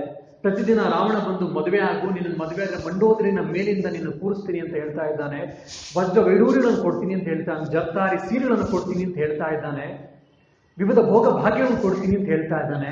ಆದರೆ ಸೀತಾಮಾತೆ ಅದೆಲ್ಲವನ್ನು ಬೇಡ ಅಂತೇಳಿ ಮಲಿನವಾದ ವಸ್ತ್ರವನ್ನು ಉಟ್ಕೊಂಡು ಸರಿಯಾಗಿ ಊಟವನ್ನು ಮಾಡದೆ, ನಿದ್ರೆಯನ್ನೂ ಮಾಡದೆ, ನೀರನ್ನೂ ಕುಡಿದೆ ಬಡಕಳಾಗಿದ್ದಾಳೆ, ಕುಶಳಾಗಿದ್ದಾಳೆ. ನಿನಗೋಸ್ಕರ ಹತ್ತು ಅವಳ ಬಟ್ಟೆ ಎಲ್ಲ ಯಾವಾಗಲೂ ತೆಗೆದು ಹೋಗ್ತಾ ಇರುತ್ತೆ. ಅವಳಿಗೆ ಯಾವ ಸ್ನಾನವೂ ಬೇಕಾಗಿಲ್ಲ. ಹೇ ರಾಮ ರಾಮ ಅಂತೇಳಿ ಅಳ್ತಾ ನೀನು ನೆನಪಿಸ್ಕೊಳ್ತಾ ಅವಳು ಕಣ್ಣೀರು ಇರ್ತಿದ್ದಾಳೆ. ಆ ಕಣ್ಣೀರಿಂದ ಇಡೀ ಮೈ ತೊಯ್ದೋಗಿರುತ್ತೆ, ಬಟ್ಟೆ ಎಲ್ಲ ತೊಯ್ದೋಗಿರುತ್ತೆ. ನೀನು ಕೇಳ್ತಿಲ್ಲ ರಾಮ, ಸೀತೆ ನನ್ನ ಬಗ್ಗೆ ಏನಾದರೂ ಕೇಳಿದ್ಲೆ, ಸೀತೆಗೆ ನನ್ನ ಬಗ್ಗೆ ಏನಾದರೂ ನೆನಪಿದೆಯೇ ಅಂತೇಳಿ. ಇಂಥ ಅದ್ಭುತವಾದಂಥದ್ದು ಶ್ಲೋಕಗಳನ್ನ ನಾವು ಸುಂದರಕಾಂಡದಲ್ಲಿ ಕಾಣ್ಬೋದು. ಬೇರೆ ಎಲ್ಲ ಕಾಂಡಗಳಲ್ಲಿ ಬೇರೆ ಬೇರೆ ರೀತಿ ಕಾಣ್ಬೋದಿಲ್ಲ ಅಂತಿಲ್ಲ, ಬಟ್ ಈ ರೀತಿ ವಿಶೇಷವಾಗಿ ಈ ಶೃಂಗಾರ ರಸಕ್ಕೆ ಸಂಬಂಧಪಟ್ಟಂಥ ಶ್ಲೋಕಗಳನ್ನು ನಾವಿಲ್ಲಿ ಕಾಣ್ಬೋದು. ಹಾಗಾಗಿ ಇದನ್ನ ಕಾವ್ಯದ ದೃಷ್ಟಿಯಿಂದ ಈ ಸುಂದರಕಾಂಡ ಅತ್ಯಂತ ಶ್ರೇಷ್ಠವಾದದ್ದು, ಮತ್ತೆ ಅತ್ಯಂತ ಪವಿತ್ರವಾದದ್ದು, ಅತ್ಯಂತ ಸುಂದರವಾದದ್ದು, ಮನೋರಮಣೀಯವಾದದ್ದು ಅಂತ ಹೇಳ್ತಾರೆ. ಇನ್ನೊಂದೇನಪ್ಪ ಅಂದರೆ ನಾವು ಬಾಲ್ಯಕಾಂಡ ಒಂದು ಬಿಟ್ಬಿಟ್ರೆ ಅಯೋಧ್ಯೆ ಕಾಂಡದಲ್ಲಿ ಎಲ್ಲ ಚೆನ್ನಾಗಿ ನಡೀತಾ ಇದೆ. 3 ಗ್ರಂಥಗಳನ್ನು ನಾವು ನೋಡ್ಬೋದು ರಾಮಾಯಣದಲ್ಲಿ. ಎಲ್ಲ ಚೆನ್ನಾಗಿ ನಡೀತಾ ಇದೆ ಅಂದಾಗ ದಶರಥನಿಗೆ ಉಲ್ಕಾಪಾತ, ಕಾಮೆಟ್ ಅಂತ ನಾವೇನು ಕರಿತೀವಿ, ಈಗ ಉಲ್ಕಾಪಾತ ಆಯಿತು. ಉಲ್ಕಾಪಾತ ಆಗಿದ್ದರಿಂದ ಅಶುಭ ಸೂಚನೆ ಅಂತ ಅಂದ್ಕೊಂಡು ರಾಮನ ಪಟ್ಟಾಭಿಷೇಕವನ್ನು ನಿರ್ಧಾರ ಮಾಡ್ತಾರೆ. ರಾಮನ ಪಟ್ಟಾಭಿಷೇಕ ಎಲ್ಲ ಚೆನ್ನಾಗಿರುತ್ತೆ ಅಂತ ಅಂದ್ಕೊಂಡಂಥ ಸಮಯದಲ್ಲಿ ಕೈಕೇಯಿಯ ವ್ರತಗಳನ್ನು, 2 ವರಗಳನ್ನು ಕೇಳಿಬಿಟ್ಟು ಅದಕ್ಕೆ ಒಂದು ಟ್ರಾಜಿಡಿಕ್ ಎಂಡನ್ನು ತೆಗೆದುಕೊಂಡು ಬಂದು ಕೈಕೇಯಿ ಅಯೋಧ್ಯ ಕಾಂಡದಲ್ಲಿ, ಇನ್ನು ಅರಣ್ಯ ಕಾಂಡದಲ್ಲಿ ಸೀತೆ, ಲಕ್ಷ್ಮಣ ಮತ್ತು ರಾಮ ಮೂವರು ಇದ್ದಾರೆ ಆರಾಮಾಗಿ ಅವ್ರ ಪಾಡ್ಬೋದು. ಮತ್ತು ಅಲ್ಲಿನ ಋಷಿಮುನಿಗಳಿಗೆ ಎಷ್ಟು ಬೇಕೋ ಅಷ್ಟು ಸೇವೆಯನ್ನು ಮಾಡ್ತಾ ಸುಬಾಹು, ಮಾರೀಚ ಅವ್ರನ್ನೆಲ್ಲ ಸಂಹಾರವನ್ನು ಮಾಡಿ ಆರಾಮಾಗಿರುವಂಥದ್ದು. ಇನ್ನೇನು ಒಂದು 9-10 ತಿಂಗಳಿತ್ತು, ಇಲ್ಲ 1 ವರ್ಷನ ಹೆಚ್ಚು ಕಡಿಮೆ ಇತ್ತು. ಮುಗಿಸ್ಕೊಂಡು ನಾನು ವಾಪಸ್ ನಾವು ಅಯೋಧ್ಯೆಗೆಲ್ಲ ಹೊರಟೋಗ್ತೀವಿ, ಭರತನನ್ನು ಮಿಲನ ಮಾಡ್ತೀವಿ, ಅಯೋಧ್ಯೆಯಲ್ಲಿ ನನ್ನ ತಾಯಿಗಳ ಜೊತೆ ಮತ್ತು ನನ್ನ ನೆಂಟರ ಜೊತೆ, ಸಂಬಂಧಿಕರ ಜೊತೆ ಇರ್ತೀವಿ ಅಂತ ಅವ್ರು ಮೂವರು ಪಾಪ ಕರೆಸ್ಕೊಂಡು ಕಾಣ್ತಿರುವಂಥ ಸಮಯದಲ್ಲಿ ಅರಣ್ಯಕಾಂಡ ಇನ್ನೇನು ಎಂಡ ಆಗುವಂಥ ಸಮಯದಲ್ಲಿ ಏನಾಯಿತು, ರಾವಣ ಬರ್ತಾನೆ, ಸೀತೆನ ಕಿಡ್ನಾಪ್, ಈಗ ನಾವು ಮಾತಲ್ಲಿ ಹೇಳಬೇಕಂದ್ರೆ ಕಿಡ್ನ್ಯಾಪ್ ಮಾಡಿಬಿಟ್ಟ. ಎಗೇನ್ ಅರಣ್ಯಕಾಂಡ ಕೂಡ ಟ್ರ್ಯಾಜಿಡಿಕ್ ಎಂಡ್. ಇನ್ನು ಯುದ್ಧಕಾಂಡ ಕೇಳಬೇಕಾಗಿಲ್ಲ, ಯುದ್ಧ ಭಯಂಕರವಾದ ಯುದ್ಧ, 100 ಜನ ಸತ್ತೋಗ್ತಾರೆ, ಕೌರವ ಮತ್ತು ರಾಕ್ಷಸರೆಲ್ಲ ಸತ್ತೋಗ್ತಾರೆ, ಕುಂಭಕರ್ಣ ಸತ್ತೋಗ್ತಾನೆ, ಇಂದ್ರಜಿತ್ ಸತ್ತೋಗ್ತಾನೆ, ಎಲ್ಲ ಹಲವಾರು ಜನ ವಿಧವೆ ಆಗ್ತಾರೆ, ರಾವಣ ಕೂಡ ಸತ್ತೋಗ್ತಾನೆ. That is also in one way it is also tragedic end. ಆದರೆ ಸುಂದರಕಾಂಡದಲ್ಲಿ ಮಾತ್ರ ಟ್ರ್ಯಾಜಿಡಿಕ್ ಎಂಡ್ ಇಲ್ಲ. ರಾಮ ಮತ್ತು ಸೀತೆ ಇಬ್ಬರೂ ಕೂಡ ಅಜ್ಞಾತವಾಸದಲ್ಲಿ ಇದ್ದಂಗೆ, ರಾಮನಿಗೆ ಸೀತೆ ಎಲ್ಲಿದ್ದಾಳೆ ಗೊತ್ತಿಲ್ಲ, ಸೀತೆ ಹೇಗಿದ್ದಾಳೆ ಗೊತ್ತಿಲ್ಲ, ಸೀತೆಗೆ ರಾಮ ಎಲ್ಲಿದ್ದಾನೆ, ಅವನು ನಾನು ಬಂದು ಎತ್ಕೊಂಡು ಹೋಗ್ತಾನೋ ಇಲ್ವಂತ ಗೊತ್ತಿಲ್ಲ. ಇಬ್ಬರೂ ಪರಿತಪಿಸ್ತಾ ಇದ್ದಾರೆ. ಇಂತಹ ಸಮಯದಲ್ಲಿ ಹನುಮಂತ ಬಂದು ರಾಮನ ಸಂದೇಶವನ್ನು ಸೀತೆಗೆ ಕೊಟ್ಟು, ಸೀತೆಗೆ ಒಂದು ವಿಶ್ವಾಸವನ್ನು, ಆತ್ಮವಿಶ್ವಾಸವನ್ನು ಕೊಟ್ಟು, ರಾಮ ಬಂದು ನಿನ್ನ ಕರ್ಕೊಂಡು ಹೋಗ್ತಾನೆ, ಏನು ಯೋಚನೆ ಮಾಡಬೇಡ ಅಂತ ಆ ವಿಶ್ವಾಸವನ್ನು ಕೊಟ್ಟು ಸೀತೆಗೆ ರಾಮನ ವರ್ತಮಾನವನ್ನು, ವಾರ್ತೆಯನ್ನು ಕೊಡ್ತಾನೆ. ಅದೇ ರೀತಿ ಸೀತೆಯ ವರ್ತಮಾನವನ್ನು, ಸೀತೆಯ ಕುರಿತು ವಾರ್ತೆಯನ್ನು ರಾಮನಿಗೆ ಕೊಟ್ಟು ರಾಮನಿಗೊಂದು ವಿಶ್ವಾಸವನ್ನು, ಸಂತೋಷವನ್ನು ಮೂಡಿಸ್ತಾನೆ. ಹೇಗೆ ನಾವು ಡೆಸರ್ಟಲ್ಲಿ ಮರುಭೂಮಿಯಲ್ಲಿ ಹಿಡಿತಾ ಇದ್ರೆ ಎಲ್ಲಾದರೂ ಒಂದು ಸ್ವಲ್ಪ ಸಣ್ಣ ಒಂದು ನೀರಿನ ಇದನ್ನು, ಬಾವಿಯನ್ನು, ಒಂದು ಸಣ್ಣ ಸರವನ್ನು ನೋಡಿದ್ರೆ ನಮ್ಗೆ ಎಷ್ಟು ಆನಂದ ಆಗುತ್ತೋ ಆ ರೀತಿ ರೀತಿ ಸುಂದರಕಾಂಡ ನೋಡ್ಬೋದು. ಅಂದರೆ ಇಲ್ಲಿ ಟ್ರ್ಯಾಜಿಡಿಕ್ ಎಂಡ್ ಆಗಿಲ್ಲ, ಗುಡ್ ಎಂಡ್ ಆಗಿದೆ. ಸೊ ಆ ರೀತಿಯಲ್ಲೂ ಕೂಡ ತಿಳಿದವರು ಇದು ಸುಂದರ, ಈ ಕಾಂಡ ಅನ್ನೋದು ಸುಂದರ. ಕಾಂಡ ಅಂದರೆ ನಿಮಗೆಲ್ಲ ಗೊತ್ತು, ಮರದ ಕಾಂಡ, ಮರದ ಬೇರು. ಕಾಂಡ ಚೆನ್ನಾಗಿದ್ರೆ ಮಾತ್ರ ಮರ ಚೆನ್ನಾಗಿ ಬೆಳೀತಾ ಇರುತ್ತೆ. ಕೊಂಬೆ ರಂಬೆಗಳು ಎಷ್ಟೇ ಚೆನ್ನಾಗಿ ಬೆಳೆದಿದ್ರು ಕೆಳಗಡೆ ಏನಾದರೂ ಬೇರು, ಕಾಂಡ ಹಾಳಾಯಿತು ಅಂದರೆ ಮರ ಎಷ್ಟೇ ದೊಡ್ಡದಾಗಿದ್ರು ಬಿದ್ದು ಹೋಗುತ್ತೆ. ಆಲದ ಮರ ಆಗಿರ್ಬೋದು, ಇಲ್ಲ ಹಳ್ಳಿ ಮರ ಆಗಿರ್ಬೋದು, ಯಾವುದೇ ಮರ. ಸೊ ಹಾಗೆ ಈ ರಾಮಾಯಣ ಅನ್ನುವಂಥ ಮಹಾವೃಕ್ಷದ ಒಂದೊಂದು ಕಾಂಡಗಳು, 7 ಕಾಂಡದಲ್ಲಿ ಈ ಸುಂದರ ಕಾಂಡ ತಾಯಿ ಬೇರು ಅಂತೇಳಿ ಕೂಡ ತಿಳಿದವರು ಹೇಳ್ತಾರೆ. ಇದಿಲ್ಲದೆ ಅದಕ್ಕೆ ಅಸ್ತಿತ್ವವಿಲ್ಲ ಅಂತ ಹೇಳಿ. ಇನ್ನೊಂದು ಅದ್ಭುತವಾದದ್ದು ಏನಪ್ಪ ಅಂದರೆ, ರಾಮಾಯಣವನ್ನು ಮೃತ್ಯು ಸಂಜೀವಿನಿ ಅಂತ ಹೇಳ್ತಾರೆ. ಯಾರಾದರೂ ಸಾಯ್ತಾ ಇದ್ದರೆ ರಾಮಾಯಣ ಕಥಾಶ್ರವಣವನ್ನು ಕೇಳಿದವರು ಬದುಕ್ತಾರೆ, ಇಲ್ಲಾಂದರೆ ಅವರು ವೈಕುಂಠವನ್ನು, ಸ್ವರ್ಗವನ್ನು ಪಡಿತಾರೆ, ಅವರು ಒಳ್ಳೆ ಪುನರ್ಜನ್ಮ ಸಿಗುತ್ತೆ ಅಂಥೇಳಿ ನಾವು ಹಲವಾರು ನಿದರ್ಶನಗಳನ್ನು ನಾವು ನೋಡಬಹುದು. ಎಲ್ಲೆಲ್ಲಿ ರಾಮಾಯಣ ಕಥಾಶ್ರವಣ ಆಗ್ತಾ ಇರುತ್ತೋ ಆ ಜಾಗ, ಆ ಮನೆ, ಆ ಪರಿಸರವೇ ತೀರ್ಥಕ್ಷೇತ್ರ ಆಗ್ಬಿಡುತ್ತೆ ಅಂತ ಹೇಳಿ ಬಲ್ಲವರು ಹೇಳ್ತಾರೆ. ಯದ್ಗೃಹೇ ರಾಮಾಯಣ ಕಥಂ ಭವತಿ ತದ್ಗೃಹಂ ತೀರ್ಥಕ್ಷೇತ್ರಂ ಭವತಿ ಅಂತ ಆ ಒಂದು ಶ್ಲೋಕದ ಒಂದು ರನ್ನಿಂಗ್ ಮೀನಿಂಗ್ನ ನಿಮ್ಮ ಮುಂದೆ ಹೇಳ್ತೀನಿ. ಯಾವ ಜಾಗದಲ್ಲಿ, ಯಾವ ಮನೆಯಲ್ಲಿ, ಯಾವ ಸ್ಥಳದಲ್ಲಿ ರಾಮಾಯಣ ಕಥಾಶ್ರವಣವಾಗ್ತಾ ಇರುತ್ತೆ, ರಾಮಾಯಣದ ಚಿಂತನ ಮಂಥನವಾಗ್ತಾ ಇರುತ್ತೆ, ಆ ಕ್ಷೇತ್ರ ಒಂದು ತೀರ್ಥಕ್ಷೇತ್ರವಾಗ್ಬಿಡುತ್ತೆ, ತಪೋಭೂಮಿ ಆಗುತ್ತೆ, ತೀರ್ಥ ಭೂಮಿ ಆಗುತ್ತೆ ಅಂತ ನಾವು ನೋಡಬಹುದು. ಅಂಥ ರಾಮಾಯಣದ ಕಥಾಶ್ರವಣ ಸುಂದರಕಾಂಡದಲ್ಲಿ 6 ಬಾರಿ ಆಗುತ್ತೆ. 6 ಬಾರಿ ಬಾಲ್ಯಕಾಂಡದಿಂದ ಹಿಡಿದು ಕಿಷ್ಕಿಂಧಾಕಾಂಡದವರೆಗೂ ಏನೇನು ನಡೆದಿತ್ತು ಅದೆಲ್ಲವನ್ನೂ ಕೂಡ 6 ಬಾರಿ ಸುಂದರಕಾಂಡದಲ್ಲಿ ಹೇಳ್ತಾ ಹೋಗ್ತಾರೆ. ಪ್ರಪ್ರಥಮವಾಗಿ ಸಂಪಾತಿ, ಇವರೆಲ್ಲರೂ ವಾಲಿಯ ವಧೆ ಮುಗಿದಿದೆ, ಸುಗ್ರೀವನ ಮಿತ್ರನಂತೆ ಅವನು ಹೇಳ್ತಾನೆ, ಇಡೀ ಭಾರತದ ಮೂಲೆ ಮೂಲೆಯಂತೆ ಎಲ್ಲ ವಾನರನ್ನ ಕರೆದಿದ್ದಾರೆ, ಸುಮಾರು ಲಕ್ಷಾಂತರ ವಾನರು ಬಂದಿದ್ರು, ಅದರಲ್ಲಿ 4 ಗುಂಪುಗಳನ್ನಾಗಿ ಮಾಡಿ 4 ದಿಕ್ಕುಗಳಿಗೆ ಕರ್ಕೊಂಡು ಹೋಗಿದ್ರು, ಅದೆಲ್ಲ ನಿಮಗೆಲ್ಲ ಗೊತ್ತಿದೆ. ಸಮುದ್ರ ತಟಕ್ಕೆ ಬಂದಾಗ 100 ಯೋಜನ ಇದೆ ಅಂತ ಗೊತ್ತಾಯಿತು. ಅಲ್ಲಿ ಒಬ್ಬ ಸಂಪಾತಿ ಅಂತ ಹೇಳಿ ಕೂತಿದ್ದಾನೆ. ಇಲ್ಲಿ ಈ ಸಮುದ್ರವನ್ನು ದಾಟಿದ್ರೆ ಏನಾದರೂ ಸೀತೆ ಸಿಗಬಹುದು ಏನೋ ಅನ್ನುವಂಥ ಒಂದು ಪ್ರಶ್ನೆ ಬಂದಾಗ ಅಂಗದ ಹೇಳ್ತಾನೆ, ಇದು 100 ಯೋಜನೆ. ಯಾಕಂದರೆ ಒಬ್ಬೊಬ್ಬರು ಅವರು ಡಿಸ್ಕಸ್ ಮಾಡುವಾಗ ಒಬ್ರು 10 ಯೋಜನೆ, ಒಬ್ರು 5 ಯೋಜನೆ, ಇಬ್ಬರು 20 ಯೋಜನ, ಇನ್ನೊಬ್ರು 30 ಯೋಜನ, ಇನ್ನೊಬ್ರು 50 ಯೋಜನ ಎಲ್ಲ ಹೇಳ್ಕೊಂಡು ಬರ್ತಾರೆ. ಅಂಗದ ಹೇಳ್ತಾನೆ, ನಾನು 100 ಯೋಜನೆಯನ್ನೇನೋ ಹಾರಬಲ್ಲೆ, ಮತ್ತು ವಾಪಸ್ ಬರುವಂಥ ಶಕ್ತಿ ನನ್ನಲ್ಲಿಲ್ಲ ಅಂತ. ಸೊ ಅವರಲ್ಲಿ ಯಾರಲ್ಲೂ ಕೂಡ ಹೋಗಿ ಆ 100 ಯೋಜನೆ ದಾಟಿ ಅಲ್ಲಿ ಏನಿದೆ ನಿಜವಾಗ್ಲೂ ಸೀತೆ ಇದ್ದವನ್ನ ಖಾತ್ರಿ ಮಾಡ್ಕೊಂಡು ಬರುವಂಥ ಶಕ್ತಿ ಅವರಲ್ಲಿ ಯಾರಲ್ಲೂ ಆಗಿರಲಿಲ್ಲ. ಅವಾಗ ಹೇಳ್ತಾನೆ, ಇನ್ನು 1 ಇಲ್ಲ 2 ದಿವಸ ಮಾತ್ರ ಇದೆ ನಮ್ಮ ಪ್ರಭು ಸುಗ್ರೀವ ಕೊಟ್ಟಿರುವಂಥ ಸಮಯ, ಅದ್ರ ಒಳಗಡೆ ಹೋಗಿಲ್ಲ ಅಂದರೆ ಸುಗ್ರೀವ ಹೇಳಿದ್ರೆ ಮರಣದಂಡಿನನ್ನು ಕೊಡ್ತೀನಿ ನಿಮಗೆ ಅಂತೆಲ್ಲ ಹೇಳಿ, ಸೊ ನಮಗೆ ಹಾರಕ್ಕಾಗದೇ ಇರೋದ್ರಿಂದ ಹೋಗೋಕ್ಕಾಗದೇ ಇರೋದ್ರಿಂದ ನಾವೇನಾದರೂ ವಾಪಸ್ಸು ಸರಿಯಾಗಿ ತಿಳ್ಕೊಳ್ದೆ ಹೋದರೆ ನಮ್ಮ ರಾಜನಾದ ಸುಗ್ರೀವ ನಮಗೆ ಮರಣದಂಡೆಯನ್ನು ಕೊಟ್ಟು ಬಿಡ್ತಾನೆ, ಅಲ್ಲಿ ಹೋಗಿ ಯಾಕೆ ಸಾಯೋದು, ನಾನು ಇಲ್ಲೇ ಸತ್ತು ಬಿಡ್ತೀನಿ ಅಂತ ಹೇಳಿ ಪ್ರಾಯೋಪವೇಶವನ್ನು ಮಾಡ್ತೀನಿ ಅಂತ ಅಂಗದ ದರ್ಪೆಯ ಆಸನವನ್ನು ಹಾಕ್ಕೊಂಡು ಪಕ್ಕಕ್ಕೆ ಬಲಗಡೆ ತಿಳ್ಕೊಂಡು ಮಲಗಿಬಿಡ್ತಾನೆ. ಅವನು ಮಲಗಿದ ಯುವರಾಜ ಮುಂದೆ ಅವನೇ ರಾಜನಾಗೋನು ಹೇಗಿದ್ರು, ಅವನೇ ಸತ್ತೋಗ್ತೀನಿ ಪ್ರಾಯೋಪವೇಶವನ್ನು ಮಾಡ್ದ ಅಂತ ಹೇಳಿ ನನ್ನ ನಾಯಕ ಪ್ರಾಯೋಪವೇಶ ಮಾಡಿದಾಗ ನಾವಿನ್ನೇನು ಮಾಡೋದು, ನಾವು ಹೋದ್ರೆ ಸುಗ್ರೀವ ನಮ್ಮನ್ನು ಬಿಡ್ತಾನೆ, ಸುಮ್ಮನೆ ನಮ್ಮನ್ನು ಬಿಡೋದಿಲ್ಲ, ಮರಣದಂಡನೆ ಕೊಡ್ತಾನೆ ಅಂತ ಹಲವಾರು ವಾನರು ಕೂಡ ಅವರಿಗೂ ಕೂಡ ಅಳ್ತಾ ಅಲ್ಲೇ ದರ್ಬೆಯ ಆಸನಗಳನ್ನು ಹಾಕ್ಕೊಂಡು ಅಂಗದರ ಪಕ್ಕ ಒಬ್ಬೊಬ್ಬರೇ ಮಲಗ್ತಾ ಇದ್ದಾರೆ. ಆ ಸಮಯದಲ್ಲಿ ಅಂಗದ ರಾಮನ ವೃತ್ತಾಂತವನ್ನ ಅವನು ಹುಟ್ಟಿದಿಂದ ಪುತ್ರಕಾಮೇಷ್ಟಿ ಯಾಗ ಇತ್ಯಾದಿಗಳು ಏನು ನಡೀತೋ ಅದೆಲ್ಲವನ್ನು ಹೇಳ್ಕೊಂಡು ಬರ್ತಾ ಇದ್ದಾನೆ. ಹೇಳ್ಕೊಂಡು ಬರ್ತಾ ಇದ್ದ ಸಮಯದಲ್ಲಿ ಸಂಪಾತಿ ಈ ಮಾತನ್ನ ಕಿವಿಗೆ ಬಿತ್ತು. ಅದರ ಮಧ್ಯದ ಜಟಾಯುವಿನ ಮರಣದ ಬಗ್ಗೆ ಕೇಳ್ತು. ಸಂಪಾತಿಗೆ ಇಮಿಡಿಯೇಟ್ ಆಗಿ ಕಿವಿ ಹಳತು. ಸಂಪಾತಿಗಳಿಗೆ, ನೀವು ನನ್ನ ತಮ್ಮನಾದ ಜಟಾಯು ಬಗ್ಗೆ ಮಾತಾಡ್ತಿದ್ದೀರಾ, ನೀವು ಯಾರು, ಎಲ್ಲಿಂದ ಬಂದ್ರಿ, ಯಾಕೆ ಬಂದ್ರಿ ಅಂತ ಕೇಳ್ತಾಳೆ. ಸಂಪಾತಿ ಕೇಳ್ತಾನೆ. ಅವಾಗ ನಾವು ಈ ಥರ ಸುಗ್ರೀವನ ಬಂಟರು, ನಾವು ಶ್ರೀರಾಮಚಂದ್ರನ ಸೇವಕರು, ಸೀತಾಮಾತೆ ಎಲ್ಲಿದ್ದಾಳೆ ಅಂತ ನಾವು ನೋಡ್ಕೊಂಡು ಬಂದ್ವಿ, ಎಲ್ಲಿದ್ದಾಳೋ ಗೊತ್ತಾಗ್ತಾ ಇಲ್ಲ, ಇದರಿಂದ ಏನಾದರೂ ಇದೆಯೋ ನೋಡೋಣ ಅಂತ ಹೇಳಿದ್ರೆ ಅದು 100 ಯೋಜನೆ ಇದೆಯಂತೆ ನಮ್ಗೆ ಗೊತ್ತಾಗ್ತಿಲ್ಲ ಅಂತ. ಅವಾಗ ಯಾವಾಗ ಜಟಾಯು ಬಗ್ಗೆ ಗೊತ್ತಾಗುತ್ತೆ ಕೇಳ್ತಾ ಸಂಪಾತಿಗೆ ಹೇಳ್ತಾರೆ, ನನಗೆ ವೈಫೈ ಸ್ವಲ್ಪ ಕೆಳಗಿಳಿಸಿ ಅಂತ ಹೇಳಿದಾಗ ಆ ವಾನರೆಲ್ಲ ನೋಡೋದು ಭಯ ಆಗುತ್ತೆ ಮೊದಲು ಆದರೂ ಕೂಡ ಕೇಳಿದ್ರು ಅಂತ ಹೇಳಿ ಆ ಸಂಪಾತಿನ ಕೆಳಗಿಳಿಸಿದಾಗ ಪೂರ್ತಿ ವೃತ್ತಾಂತವನ್ನು ಕೇಳಿದ ಮೇಲೆ ಸಂಪಾತಿ ಹೇಳ್ತಾನೆ, ನನಗೆ ಯೋಚನೆ ಮಾಡಬೇಡ, ಸೀತೆ ಇಲ್ಲಿಂದ 100 ಯೋಜನೆ ಇರುವಂಥ ಹೊರಗಡೆ ಆಚೆ ಕಡೆ ಲಂಕಾ ಅನ್ನುವಂಥ ಮಹಾನಗರಿ ಇದೆ, ರಾವಣನ ದೇಶ ಅದು, ಅಲ್ಲಿ ಸೀತಾದೇವಿ ಅಶೋಕವನದಲ್ಲಿ ಇದ್ದಾಳೆ, ಯೋಚನೆ ಮಾಡಬೇಡ. ಅವ್ರಿಗೆಲ್ಲರಿಗೂ ಒಂದು ಧೈರ್ಯ ಬಂತು. ಅದೇ ಸಮಯದಲ್ಲಿ ಸಂಪಾತಿ ಯಾವಾಗ ರಾಮಾಯಣದ ಕಥಾಶ್ರವಣವನ್ನು ಮಾಡಿಬಿಟ್ಲು ಇಲ್ಲ ರಾಮನ ಕಥಾಶ್ರವಣ ಕೇಳಿಬಿಟ್ಟು, ಒಬ್ಬ ಋಷಿಯ ವರವೂ ಕೂಡ ಇರ್ತದೆ, ನೀನು ಯಾವಾಗ ರಾಮನ ಕಥಾಶ್ರವಣವನ್ನು ಕೇಳಿ ನೀನು ರಾಮನ ಕಾರ್ಯಕ್ಕೆ ಯಾವಾಗ ನೀನು ಮುಂದೆ ನೆರವಾಗ್ತೀಯೋ ಆವಾಗ ನಿನಗೆ ರೆಕ್ಕೆ ಸುಟ್ಟೋಗಿದ್ದಂಥ ರೆಕ್ಕೆ ನಿನಗೆ ಬೆಳೀತದೆ ಅಂತ. ಯಾವಾಗ ರಾಮನ ಕಥಾಶ್ರವಣ ಆಯಿತು ಹಾಗೆ ಸೀತೆ ಎಲ್ಲಿದ್ದಾಳೆ ಅಂತ ಹೇಳಿ ಆ ಸಂಪಾತಿ ಅವನ ಅಳಿಲು ಸೇವೆಯನ್ನು ಮಾಡಿಬಿಟ್ಟು ಆವಾಗ ಸಂಪಾತಿಯ ರೆಕ್ಕೆಗಳು ಬೆಳೆದು ಬಿಡ್ತವೆ. ಸಂಪಾತಿ ಆರಾಮಾಗಿ ಹಾರೋಗ್ಲಿಕ್ಕೆ ಪ್ರಯತ್ನ ಮಾಡುತ್ತೆ, ಹಾರೋಗ್ಲಿಕ್ಕೆ ಹಾರು ಹೊಟ್ಟೋಗುತ್ತೆ ಸಂಪಾತಿ. ಅದೊಂದು ಪಕ್ಷಿ. ಸಂಪಾತಿ ಮತ್ತೆ ಜಟಾಯು ಇಬ್ರು ಅಣ್ಣ ತಮ್ಮಂದ್ರು, ಇಬ್ರು ರೇಸ್ ಮಾಡಿಕೊಂಡು ಸೂರ್ಯನ ಹತ್ರ ಯಾರು ಹತ್ರ ಹೋಗ್ತೀವಿ ಅಂತ ಒಂದ್ಸರಿ ಸೂರ್ಯನ ಹತ್ರ ಹೋಗ್ಲಿಕ್ಕೆ ಇದು ಮಾಡ್ತಿರ್ತಾರೆ. ಸೂರ್ಯನ ಹತ್ರ ಹೋದಾಗ ಪ್ರಖರಮಾನವಾದ ಕಿರಣಗಳಿಂದ ಜಟಾಯು ಸುಸ್ತಾಗ್ಬಿಡುತ್ತೆ. ಬಟ್ ಅಷ್ಟೊತ್ತಾಗಲೇ ತುಂಬ ಮೇಲಕ್ಕೆ ಹೋಗ್ಬಿಟ್ಟಿರ್ತಾರೆ ಅವರು. ಸುಸ್ತಾಗಿ ಜಟಾಯು ಬೀಳ್ತಾ ಇದ್ದಾಗ ತಮ್ಮ ಜಟಾಯು ಬೀಳ್ತಾ ಇದ್ದಾನೆ ಅಂತ ಅಣ್ಣನ ಸಂಪಾತಿ 2 ರೆಕ್ಕೆಗಳನ್ನ ವಿಸ್ತಾರವಾಗಿ ಹರಡ್ಬಿಟ್ಟು ಅದಕ್ಕೆ ಒಂದು ಪ್ರೊಟೆಕ್ಷನ್ ಕೊಡ್ತಾನೆ. ಪ್ರೊಟೆಕ್ಷನ್ ಏನೋ ಕೊಡ್ತು ಈ ಸಂಪಾತಿ ಪಕ್ಷಿ, ಜಟಾಯು ಸ್ವಲ್ಪ ವಿಶ್ರಾಂತಿಯನ್ನು ಪಡ್ಕೊಂಡ. ಆದರೆ ಸೂರ್ಯನ ಪ್ರಕರಣ ಕಿರಣಗಳಿಂದ ಬಿದ್ದಿದ ತಕ್ಷಣ ಪಾಪ 2 ರೆಕ್ಕೆಗಳು ಬಿದ್ದೋಗ ಆ ಸಮುದ್ರದ ದಂಡೆಯಲ್ಲಿ ಬಂದು ಬಿದ್ದೋಗಿತ್ತು ಸಂಪಾತಿ.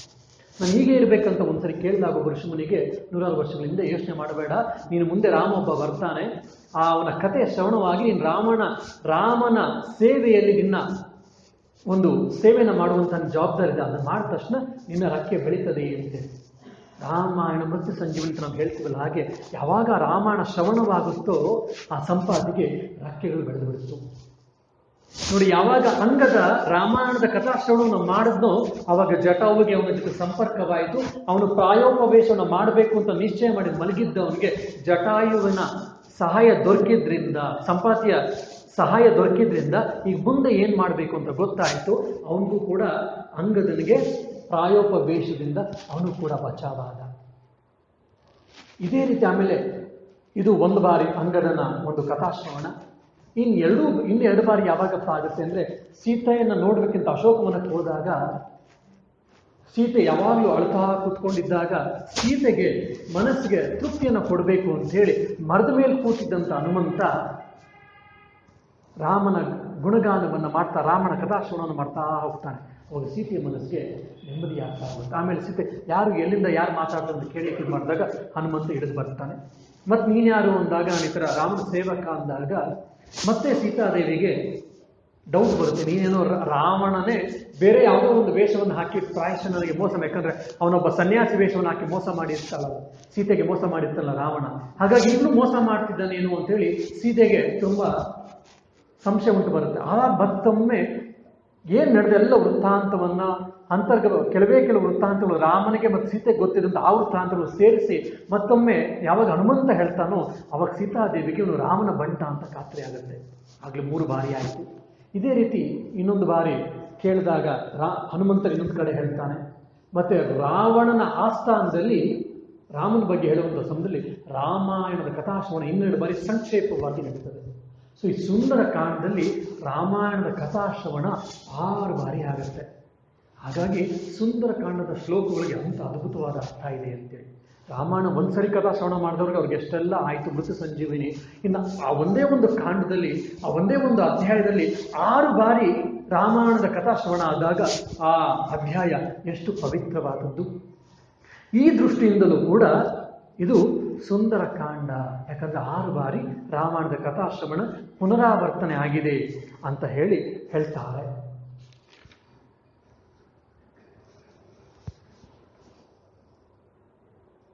ಇನ್ನೊಂದು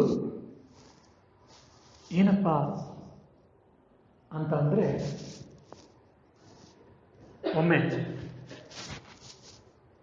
ಒಬ್ಬ ಯಾರೋ ಹೊಟ್ಟೆ ನೋವಿಂದ ಬಳಲ್ತಾ ಇದ್ದಾನೆ. ಹೊಟ್ಟೆ ನೋವಲ್ಲಿ ರಾಮ ರಾಮ ರಾಮ ಅಂತ ಕರೆದ. ಹನುಮಂತ ಅಲ್ಲೇ ಬಂದ್ಬಿಟ್ರೆ, ಯಾಕಂದ್ರೆ ಯತ್ರ ರಘುನಾಥ ಕೀರ್ತನಂ ತತ್ರ ತತ್ವ ಕೃತಮಸ್ತಕಾಂಜಲಿ ಭಾಷ್ಪವಾರಿ ಪರಿಪೂರ್ಣ ಲೋಚನಂ ಮಾರುತಿ ನಮತ ರಾಕ್ಷಸಾಂತಕಂ ನಾವೆಲ್ಲ ಕೇಳಿದ್ದೀವಿ. ಪ್ರತಿ ಏಕಾದಶಿ ಕೂಡ ಹೇಳ್ತಿರ್ತೀವಿ. ಎಲ್ಲೆಲ್ಲಿ ರಾಮನಾಮ ನಡೀತಾ ಇರುತ್ತೋ ಅಲ್ಲಲ್ಲಿ ಹನುಮಂತ ಬರ್ತಾನೆ. ಹನುಮಂತ ಬಂದು ಕುತ್ಕೊಂಡು ಅಷ್ಟು ದಾರಿಯಾಗಿ ಕುತ್ಕೊಂಡು ರಾಮಾಯಣದ ಕಥಾಶ್ರವಣ ಕೇಳ್ತಾ ಇರ್ತಾನೆ ಅಂತ. ಹಾಗಾಗಿ ಇದನ್ನೇ ವಾರಣಾಸಿಯಲ್ಲಿ ಪರಮ ಪೂಜ್ಯರ ಸ್ವಾಮಿ ಬ್ರಹ್ಮಾನಂದಜಿ ಮಹಾರಾಜ್ಗೆ ದರ್ಶನವಾಗ್ತದೆ. ಬೆಂಗಳೂರಿಗೆ ಬಂದಾಗ ಪ್ರಪ್ರಥಮವಾಗಿ ಬ್ರಹ್ಮಾನಂದಜಿ ಮಹಾರಾಜರವರು ಒಬ್ಬ ಹುಡುಗಿ, ಚಿಕ್ಕ ಹುಡುಗಿ ಈ ರಾಮನಾಮ ಸಂಕೀರ್ತನೆ ಹಾಡ್ತಾಳೆ. ಇದನ್ನು ಕೇಳಿದಾಗ ಬ್ರಹ್ಮಾಂಜಿಗೆ ತುಂಬ ಇಷ್ಟ ಆಗುತ್ತೆ. ಇನ್ಮೇಲೆ ಏಕಾದಶಿಯಲ್ಲಿ ನಮ್ಮಲ್ಲೆಲ್ಲ ರಾಮನಾಮ ಸಂಕೀರ್ತನೆ ಮಾಡೋಣ ಅಂತ ಒಂದು ನಿಯಮ ಮಾಡೋದು. ಅಂದಿನಿಂದ ರಾಮಕೃಷ್ಣ ಮಠ ಮತ್ತು ಮಿಷನ್ ಮತ್ತು ಅದರ ಅಂಗಸಂಸ್ಥೆಗಳೆಲ್ಲ ಕೂಡ ನಾವು ಏಕಾದಶಿಯ ರಾಮನಾಮ ನಾವು ಮಾಡ್ತಾ ಇರೋದು. ಅದು ಪ್ರಪ್ರಥಮವಾಗಿ ಆಗಿದ್ದು ಬೆಂಗಳೂರಲ್ಲಿ ಅದರ ಪ್ರಾರಂಭ ಆಗಿದ್ದು. ಒಂದ್ಸರಿ ವಾರಣಾಸಿಯಲ್ಲಿ ಪರಮ ಪೂಜ್ಯರ ಸ್ವಾಮಿ ಬ್ರಹ್ಮಾಂಜಿ ಮಹಾರಾಜ್ ಕೂತಿದ್ದಾರೆ. ಅವತ್ತು ಏಕಾದಶಿ, ರಾಮನಾಮ ಸಂಕೀರ್ತನೆ ನಡೀತಾ ಇದೆ. ರಾಮನಿಗೆ ಪೂಜೆಯೂ ಆಗಿದೆ, ರಾಮನಾಮ ಸಂಕೀರ್ತನೆ ಆಗಿದೆ. ಒಂದು ಮೂಲೆಯಲ್ಲಿ ಕಂಬದಲ್ಲಿ ಒಬ್ಬ ಮುದುಕಪ್ಪ ಬಂದು ಕೂತ್ಕೊಂಡಿದ್ದಾನೆ. ಬ್ರಹ್ಮಾಂಜಿ ಮಹಾರಾಜರವರು ಅವರು ಉನ್ನತ ಅವಸ್ಥೆಯಲ್ಲಿ ಇರ್ತಾ ಇದ್ರು, ನಮಗೆಲ್ಲ ಗೊತ್ತೇ ಇದೆ. ಅವ್ರು ಹೀಗೆ ನೋಡ್ತಾ ಒಂದ್ಸರಿ ನೋಡ್ತಾರೆ. ಅಲ್ಲಿ ನೋಡಿದ್ರೆ ಮುದುಕಪ್ಪ ಇನ್ಯಾರು ಅಲ್ಲ, ಹನುಮಂತ ಒಬ್ಬ ಮುದುಕನ ವೇಷದಲ್ಲಿ ಬಂದು ಕೂತ್ಕೊಂಡು ಅಷ್ಟು ದಾರಿಯಾಗಿ ಅಳ್ತಾ ಕೇಳ್ತಾ ಇದ್ದಾನೆ ರಾಮನಾಮ ಸಂಕೀರ್ತನೆಯನ್ನ. ಆವತ್ತಿಂದ ಅದಕ್ಕೆ ಬ್ರಹ್ಮಾಂಜಿ ಮಹಾರಾಜರು ಹೇಳ್ತಾರೆ, ಅಂದ್ರೆ ರಾಮನಾಮ ಎಲ್ಲ ಹಿಡಿದು ಹನುಮಂತ ಬರ್ತಾನೆ, ಅದರಿಂದ ಅವ್ನು ಬಂದಾಗ ಒಂದು ಸರಿಯಾದ ಉಪಚಾರವಾಗಬೇಕು ಅವನಿಗೆ. ಇನ್ಮೇಲೆ ರಾಮನ ಜೊತೆ ಹನುಮಂತನಿಗೂ ಇನ್ನೊಂದು ಆಸನವನ್ನು ಹಾಕಿ ಅಂತ ಅವ್ರು ಹೇಳ್ತಾರೆ. ಅದರಿಂದ ನಾವು ರಾಮನಾಮ ಸಂಕೀರ್ತನೆ ಸಮಯದಲ್ಲಿ 2 ಆಸನವನ್ನು ಹಾಕಿರ್ತೇವೆ, ಒಂದು ರಾಮನಿಗೆ, ಇನ್ನೊಂದು ಹನುಮಂತ. ಆಮೇಲೆ ಹನುಮಂತನ ಪೂಜೆ ಮತ್ತು ನೈವೇದ್ಯಗಳು ಕೂಡ ಆವತ್ತಿನ ಪ್ರಾರಂಭ ಆಯಿತು. ಸ್ವಂತ ರಾಮ ಭಕ್ತ ಈ ಹನುಮಾನ್. ಸೊ ರಾಮ ಅಂತ ಒಂದು 3-4 ಬಾರಿ ಹೇಳಿದ ತಕ್ಷಣ ಪಾಪ ನನ್ನ ಪ್ರಭುವಿನ ಭಕ್ತ ಇನ್ನೇನೋ ಕಷ್ಟದಲ್ಲಿ ಇರಬೇಕು, ಅವನಿಗೆ ಸಹಾಯ ಮಾಡೋಣ ಅಂತ ಹೇಳಿ ಹನುಮಂತ ಬರ್ತಾನೆ. ಬಂದು ನೋಡಿದ ಮೇಲೆ ಏನಾಯ್ತು ಅಂತ ಕೇಳಿಲ್ಲ, ಪಠಾರ್ ಅಂತ 2 ಹೊಡೆದುಬಿಟ್ಟ ಹನುಮಂತ ಅವನಿಗೆ. ಅವನು ಅಯ್ಯೋ ಅಂತ ಹೇಳಿ ಆವಾಗ ರಾಮ ಹನುಮಂತನ್ನ ವಾಪಸ್ ಕಳಿಸ್ತಾನೆ. ಬಾ ಅಂತೇಳಿ, ಬಾ ನನ್ನ ವೈಕುಂಠಕ್ಕೆ ಬಾ ಅಂತೇಳಿ ಹೇಳಿ ಕಳಿಸ್ತಾನೆ. ಯಾಕಪ್ಪ ಅಂದರೆ ಅವನು ಕಪಾಳಕ್ಕೆ 2 ಬಾರಿ ಹೊಡೆದಾಗ ಜೋರು, ಹನುಮಂತ ಅವನು ಮಹಾ ಶಕ್ತಿವಂತ, ಅವನು ಹೊಡೆದಾಗ ಈ ಸಾಮಾನ್ಯ ಮನುಷ್ಯನಿಗೆ ಏನು ಏಟು ಬೀಳಲಿಲ್ಲ, ನೋವಾಗಲಿಲ್ಲ. ಅವನಿಗೆ ಆಶ್ಚರ್ಯ ಆಯಿತು, ನಾನು ಅಂಥ ಶಕ್ತಿವಂತ 2 ಏಟು ಜೋರಾಗಿ ಕಪಾಳಕ್ಕೆ ಬಾರಿಸಿದ್ದೇನೆ, ಇವನಿಗೇನು ನೋವಾಗ್ತಿಲ್ಲ, ಯಾಕಪ್ಪ ಅಂತ ಈ ಪ್ರಶ್ನೆ ಅವನಿಗೆ ಬಂದಿದ ತಕ್ಷಣ ಅಂತರ್ಯಾಮಿಯಾದ ಭಗವಂತ ಹೇಳ್ತಾನೆ, ನೀನು ಬಾ ವೈಕುಂಠಕ್ಕೆ, ನಾನು ನಿನಗೆ ಇದಕ್ಕೆ ಉತ್ತರ ಕೊಡ್ತೀನಿ ಅಂತ. ಪ್ರಭು ನಾನು 2 ಬಾರಿ ಅವನಿಗೆ ಕಪಾಳಕ್ಕೆ ಜೋರಾಗಿ ಹೊಡೆದಾಗ ಅವನಿಗೆ ನೋವಾಗ್ದಂಗೆ ಆರಾಮಾಗಿ ಇದ್ದ, ಯಾಕೆ ಪ್ರಭು ಇದು ಅಂತ. ಯಾಕೆ ಅಂತಂದರೆ ನಾನು ಅವನನ್ನು ಕಾಪಾಡಿದ್ದೀನಿ ಪ್ರಭು, ನಾನು ಅವನನ್ನು ಕಾಪಾಡಲಿಕ್ಕೆ ಹೋದೆ, ಮತ್ತು ನೀನು ಯಾಕೆ ಕಾಪಾಡಲಿಲ್ಲ, ಹೊಡೆದೆ ಯಾಕೆ? ಅಲ್ಲ ಪ್ರಭು, ನಾನು ಕಾಪಾಡಬೇಕು ಅಂತ ಹೋದೆ, ಅವನು ರಾಮ ಅಂತ ಮಂತ್ರವನ್ನೇನೋ ನಿನ್ನ ನಾಮವನ್ನೇನೋ ಜಪಿಸ್ತಾ ಇದ್ದ, ಆದರೆ ಅವನು ಜಪಿಸ್ತಾ ಇದ್ದಂಥ ಜಾಗವಿತ್ತಲ್ಲ, ಸ್ಥಳವಿತ್ತಲ್ಲ, ಅದು ಸರಿಯಾಗಿರಲಿಲ್ಲ. ಅಶುಚಿ ಜಾಗವಿತ್ತು, ಆ ಜಾಗ ಅಶುಚಿಯಿಂದ ಕೂಡಿತ್ತು, ಶೌಚದಿಂದ ಪವಿತ್ರವಾಗಿರಲಿಲ್ಲ ಜಾಗ, ತುಂಬ ಅಶುಚಿಯಿಂದ ಕೂಡಿತ್ತು, ಮಲಿನತೆಯಿಂದ ಕೂಡಿತ್ತು, ಅವನು ಮಲಿನವಾದ ಕೆಲಸವನ್ನು ಮಾಡ್ತಾ ಇದ್ದ. ಅಂತ ಸಮಯದಲ್ಲಿ ನಿನ್ನ ಹೆಸರನ್ನು ಹೇಳ್ತಾ ಇದ್ದಾನಲ್ಲ, ನನಗೆ ಅದಕ್ಕೆ ಕೋಪ ಬಂತು ನನ್ನ ಭಕ್ತ, ಹಾಗಾಗಿ ಅವನು ಕಪಾಳಕ್ಕೆ ಹೊಡೆದ್ಬಿಟ್ಟೆ ಅಂತೇಳಿ. ಆವಾಗ ಶ್ರೀರಾಮಚಂದ್ರ ಹೇಳ್ತಾನೆ, ನೋಡು ಸರಿ, ನಿನ್ನ ರೀತಿಯಲ್ಲಿ ಆಲೋಚನೆ ಮಾಡಿದ್ದೀನಿ ಸರಿನೇ, ನಿನಗೆ ಗೊತ್ತು ಶ್ರೀರಾಮಚಂದ್ರನ ಮಂತ್ರವನ್ನು ತೆಗೆದುಕೊಂಡ್ರೆ ನಾವೆಲ್ಲ ಪವಿತ್ರರಾಗ್ತೇವೆ, ಭವಬಂಧನದಿಂದ ಪಾರ ಆಗ್ತೇವೆ, ಭವಸಾಗರದಿಂದ ಪಾರಾಗ್ತೀವಿ ಅಂತ ಹೇಳಿ. ಮತ್ತೆ ಯಾವ ಜಾಗದಲ್ಲಿ ರಾಮನಾಮ ನಡೀತಾ ಇದೆಯೋ ಆ ಜಾಗ ಪವಿತ್ರವಾಗಿರೋದಿಲ್ವೇ? ಪವಿತ್ರವಾಗಿರುತ್ತಲ್ಲ. ಹೊರಗಡೆ ಅದು ಮಲಿನತೆಯಿಂದ ಕೂಡಿರಬಹುದು, ಹೊರಗಡೆದ ಅಶುಚಿಯಿಂದ ಕೂಡಿರಬಹುದು, ಆದರೆ ಅಲ್ಲಿ ರಾಮನಾಮದ ಪಾರಾಯಣ ನಡೀತಾ ಇದೆ, ರಾಮನಾಮದ ಜಪ ನಡೀತಾ ಇದೆ, ರಾಮ ರಾಮ ಅಂತ ಅವನು ಹೇಳ್ತಾ ಇದೆ, ನೋವಿನಿಂದ ಅವನು ಹೇಳ್ತಾ ಇರ್ಬೋದು. ಆದರೆ ರಾಮ ರಾಮ ಅಂತ ಹೇಳಿದಾಗ ಅವನು ಮತ್ತೆ ಆ ಜಾಗ ಪವಿತ್ರವಾಗಿಲ್ವಾ? ನಿನಗೆ ಯಾಕೆ ಬುದ್ಧಿ ಬರಲಿಲ್ಲ ಅಂತ ರಾಮ ಹನುಮಂತನ ಹತ್ರ ಹೇಳ್ತಾನೆ. ಭಗವಂತ ಮನಸ್ಸು ನನಗಿದು ಬರಲಿಲ್ಲ, ನಾನು ಬುದ್ಧಿ ಕಡಿಮೆ ಆಗಿ ಬುದ್ಧಿ ಭ್ರಮಣೆಯಿಂದ ಈ ತಪ್ಪನ್ನು ಮಾಡಿದೆ ಅಂತ. ಅವಾಗ ಹೇಳ್ತಾನೆ, ಯಾವಾಗ ಅವನು ರಾಮ ರಾಮ ಅಂತ ಹೇಳಿದ ಅವನು ಪವಿತ್ರವಾಗಿದ್ದ, ಹಾಗಾಗಿ ನೀನು ತಪ್ಪಾಗಿ ಹೊಡಿತಾ ಇದರಿಂದ ನಾನು ಅವನನ್ನು ಕಾಪಾಡಿದೆ, ಹಾಗಾಗಿ ನೀನು ಹೊಡೆದಾಗ ಅವನಿಗೇನು ನೋವು ಉಂಟಾಗಲಿಲ್ಲ ಅಂಥೇಳಿ ಒಂದು ಕಥೆ ಬರ್ತದೆ. ಹಾಗೆ ಎಲ್ಲೆಲ್ಲಿ ಈ ರಾಮಾಯಣದ ಕಥಾಶ್ರವಣವಾಗ್ತಾ ಇರುತ್ತೋ ಆ ಜಾಗ ಮತ್ತು ಕೇಳುವರು ಹೇಳುವರು ಎಲ್ಲರೂ ಕೂಡ ಪವಿತ್ರರಾಗ್ತಾ ಹೋಗ್ತಾರೆ. ಅಂಥ ಅದ್ಭುತವಾದಂತಹ ರಾಮ ಶಬ್ದವನ್ನು ಅವನ ಹೃದಯಾಂತರವ ಇಟ್ಕೊಂಡು ಅವನ ಉಸಿರಾಟವನ್ನಾಗಿ ಮಾಡಿಕೊಂಡಂಥ ಹನುಮಂತನ ದಿವ್ಯ ಲೀಲೆಗಳನ್ನು, ಅವನ ಅಚೀವ್ಮೆಂಟ್ಸ್ ಅಂತ ನಾವೇನು ಕೇಳ್ತೀವಿ ಅದನ್ನು ಹೇಳುವಂಥದ್ದೇ ಈ ಸುಂದರಕಾಂಡ. ಹಾಗಾಗಿ ಒಬ್ಬ ಭಕ್ತನ ಏನೇನು ಭಗವಂತನ ಮೇಲೆ, ಭಗವಂತನ ನಾಮದಲ್ಲಿ ಶಕ್ತಿ ಶ್ರದ್ಧೆ ಇದ್ದರೆ ಅದನ್ನು ಏನೆಲ್ಲ ಪಡಿಬಹುದು, ಏನೆಲ್ಲ ಮಾಡಬಹುದು ನಮ್ಗೆ ಕಾಣುತ್ತೆ. ಹಾಗಾಗಿ ಆ ದೃಷ್ಟಿಯಿಂದಲೂ ಕೂಡ ಇದು ಸುಂದರ, ಅಪ್ರತಿಮವಾದ, ಮನೋಹರ, ಮನೋರಮಣೀಯ. ಹಾಗಾಗಿ ಇದನ್ನು ಸುಂದರ ಕಾಂಡ ಅಂತ ಕರೆದ್ರು, ಹನುಮಂತನ ಕಾಂಡ ಅಂತ. ಯಾಕಂದರೆ ಅವನು ರಾಮ ಅಂತ ಅಶುಚಿಯ ಜಾಗದಲ್ಲಿ ಹೇಳಿದ್ರಿಂದನೇ ಕಪಾಳಕ್ಕೆ ಹೊಡೆದಿದ್ರೆ ಇದನ್ನು ಇನ್ನೇನಾದ್ರು ಬೇರೆ ಹೆಸರನ್ನ ಕರೆದ್ರೆ ಹನುಮಂತ ವಾಲ್ಮೀಕಿನ ಬಿಡ್ತಾ ಇರಲಿಲ್ಲ.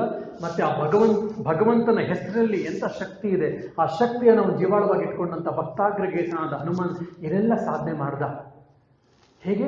ಅದು ರಾಮನಾಮದ ಮಹಿಮೆಯಿಂದ, ಆ ಭಕ್ತನ ಅಚೀವ್ಮೆಂಟ್ಸ್ ಹೇಳ್ತಾ ಇರೋದ್ರಿಂದ ಇದು ಅತ್ಯಂತ ಸುಂದರವಾದ, ರಮಣೀಯವಾದ, ಮೈ ಪುಳಕಿತವಾಗುವಂತಹದ್ದು. ಅಂತ ಅದ್ಭುತವಾದಂತಹ ಶ್ಲಾಘನೆ, ಅದ್ಭುತವಾದಂತಹ ಕಾವ್ಯ ರಚನೆ, ಅದ್ಭುತವಾದಂತಹ ವರ್ಣನೆ ಈ ಕಾಂಡದಲ್ಲಿದೆ. ಹಾಗಾಗಿ ಆ ದೃಷ್ಟಿಯಿಂದ ಕೂಡ ಇದು ಸುಂದರ ಕಾಂಡ, ಇದು ಸುಂದರವೋ, ಆದ್ದರಿಂದ ಇದು ಸುಂದರ ಕಾಂಡ ಅಂತ ಹೇಳ್ತಾರೆ. ಎಲ್ಲ ದೃಷ್ಟಿಗಳಿಂದ ಇದು ಸುಂದರ ಕಾಂಡ ಅನ್ನುವಂತಹ ಹೆಸರಿಂದ ತೆಗೆದುಕೊಂಡು ಬಂತು. ಒಂದೇ ಒಂದು ಶ್ಲೋಕ, ಸುಂದರಕಾಂಡ ಮೊದಲೇ ಶ್ಲೋಕವನ್ನು ಹೇಳಿ ನಾನು ನಿಲ್ಲಿಸಿರ್ತೇನೆ. ನಾಳೆಯಿಂದ ಇದಕ್ಕೆ ಪ್ರವೇಶವನ್ನು ಮಾಡೋಣ. ತಥೋ ರಾವಣ ನೀತಾಯಾಃ ಸೀತಾಯಾಃ ಶತ್ರುಕರ್ಷಣಃ ಯೇಷ ಪದಮನ್ವೇಷ್ಟುಂ ಚಾರಣಾಚರಿತೆ ಪತಿ. ತತಃ ರಾವಣ ನೀತಾಯ, ರಾವಣನಿಂದ ಅಪಹೃತವಾದಂತಹ ಸೀತೆಯನ್ನು ಶತ್ರುಕರ್ಷಣ ಯೇಷ ಪದಂ ಅನ್ವೇಷ್ಟುಂ ಚಾರಣಾಚರಿತೆ ಪತಿ ಅಂತೇಳಿ. ಶತ್ರುಕರ್ಷಣ ಯಾರು? ಹನುಮಂತ. ಹನುಮಂತನಾದ ಶತ್ರುಕರ್ಷಣ ಏನು ಮಾಡ್ತಿದ್ದಾನೆ? ರಾವಣನಿಂದ ಅಪಹೃತವಾದಂಥ ಸೀತೆಯನ್ನು ಕಾಪಾಡಬೇಕು ಅಂತ ಹೇಳಿ ಮೇಲ್ಗಡೆ ಹೋದ. ಎಲ್ಲಿ ಹೋದ?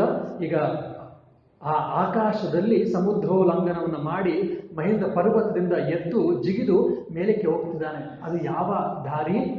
ಚಾರಣಾದಿಗಳು, ಸಾಧು ಸಂತರು, ಚಾರಣರು ಅವರೆಲ್ಲರೂ ಕೂಡ ಹೋಗುವಂಥ ದಾರಿ.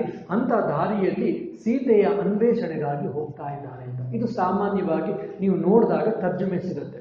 ಇದು ಒಂದೊಮ್ಮೆ ಇಟ್ಕೊಂಡ್ರೆ ನಮ್ಮ ದಶೇಂದ್ರಿಯಗಳು ಮತ್ತು ರಾವಣನಾದಂತಹ ಒಂದು ಮನಸ್ಸು, ಜೀವಾತ್ಮನಾದ ಸೀತೆ ಮತ್ತು ಗುರುಗಳು ಆಚಾರ್ಯರು ಆದಂತಹ ಒಬ್ಬ ಹನುಮಂತನ ಇದು ನಮಗೆ ಸಿಕ್ಕಿದ್ರೆ ಏನಾಗುತ್ತೆ? ಹೇಗೆ ಸೀತಾ ಅನ್ವೇಷಣೆ ಹಾಗೆ ಸತ್ಯ ದೊರಕ್ತೋ, ರಾಮ ಚೂಡಾಮಣಿ ದೊರಕ್ತೋ, ಹಾಗೆ ನಮಗೆ ನಿಜವಾಗ್ಲೂ ಅರ್ಥ ಸಿಗುತ್ತೆ ಅನ್ನುವಂಥ ಒಂದೇ ಒಂದು ಶ್ಲೋಕದಿಂದ ಇಡೀ ರಾಮಾಯಣದ ಅಧ್ಯಾತ್ಮದ ಸಾರವನ್ನು ಕೂಡ ಮೊದಲೇ ಶ್ಲೋಕದಲ್ಲಿ ಹೇಳ್ಬಿಡ್ಬೋದು. ಅಂತಹ ಅದ್ಭುತವಾದಂತಹ ಶ್ಲೋಕಗಳು ಈ ಸುಂದರಕಾಂಡದಲ್ಲಿ ಕಾಣ್ತಾ ಹೋಗ್ತದೆ. ಕೆಲವು ಶ್ಲೋಕಗಳನ್ನು ಹೇಳ್ಬೋದು ಅಂತ ಅಂದ್ಕೊಂಡು ಬಂದೆ, ಅದು ಸುಂದರಕಾಂಡದ ಪೀಠಿಕೆಯನ್ನು ಕೊಡಲಿಕ್ಕೆ ಅಷ್ಟೊಂದು ಸಮಯ ಆಗೋಯ್ತು. ನಾಳೆಯಿಂದ ಸುಂದರಕಾಂಡವನ್ನು ಪ್ರವೇಶ ಮಾಡಿ ಸುಂದರಕಾಂಡದ ಕುರಿತು ಕೆಲವು ಚಿಂತನ ಮಂತ್ರವನ್ನು ಮಾಡೋಣ. ಅಂತಹ ಶಕ್ತಿಯನ್ನು ನಮಗೆ ಶ್ರೀರಾಮಚಂದ್ರ, ಹನುಮಂತ ಮತ್ತು ದಿವ್ಯತ್ರರು ಕೊಡಲಿ. ಅದಕ್ಕೆ ಬೇಕಾಗುವಂತಹ ಭಕ್ತಿಯನ್ನು ನಮಗೆ ಕೊಡಲಿ. ಯಾರೂ ದಿವಸಗಳು ಏನೇ ವಿಘ್ನಗಳನ್ನು ಬರದೆ ನಾವು ತೊಟ್ಟಂಥ ಸಂಕಲ್ಪದ ಮೂಲಕ ಯಾರೂ ದಿವಸ ಕಥಾಶ್ರವಣವನ್ನು ಮಾಡಿ ನಮ್ಮೆಲ್ಲ ಅರಿಷ್ಟಗಳನ್ನು ನಿವಾಸಿಸುವಂತಹ ಕೃಪೆಯನ್ನು ನಮ್ಮ ಗುರುಗಳು, ದಿವ್ಯತ್ರಯರು ಮತ್ತು ಶ್ರೀರಾಮಚಂದ್ರ ಮತ್ತು ಹನುಮದೇವರು ಮಾಡಲಿ ಅಂತ ಹೇಳಿ ನನ್ನ ಕೆಲವು ಉಪನ್ಯಾಸದ ಪುಷ್ಪಗಳನ್ನು ದಿವ್ಯತ್ರ ಪಾದಗಳು ಸಮರ್ಪಿಸ್ತಾ ಈ ಮಾತನ್ನು ಮುಗಿಸ್ತೇನೆ. ಶ್ರೀರಾಮಕೃಷ್ಣ.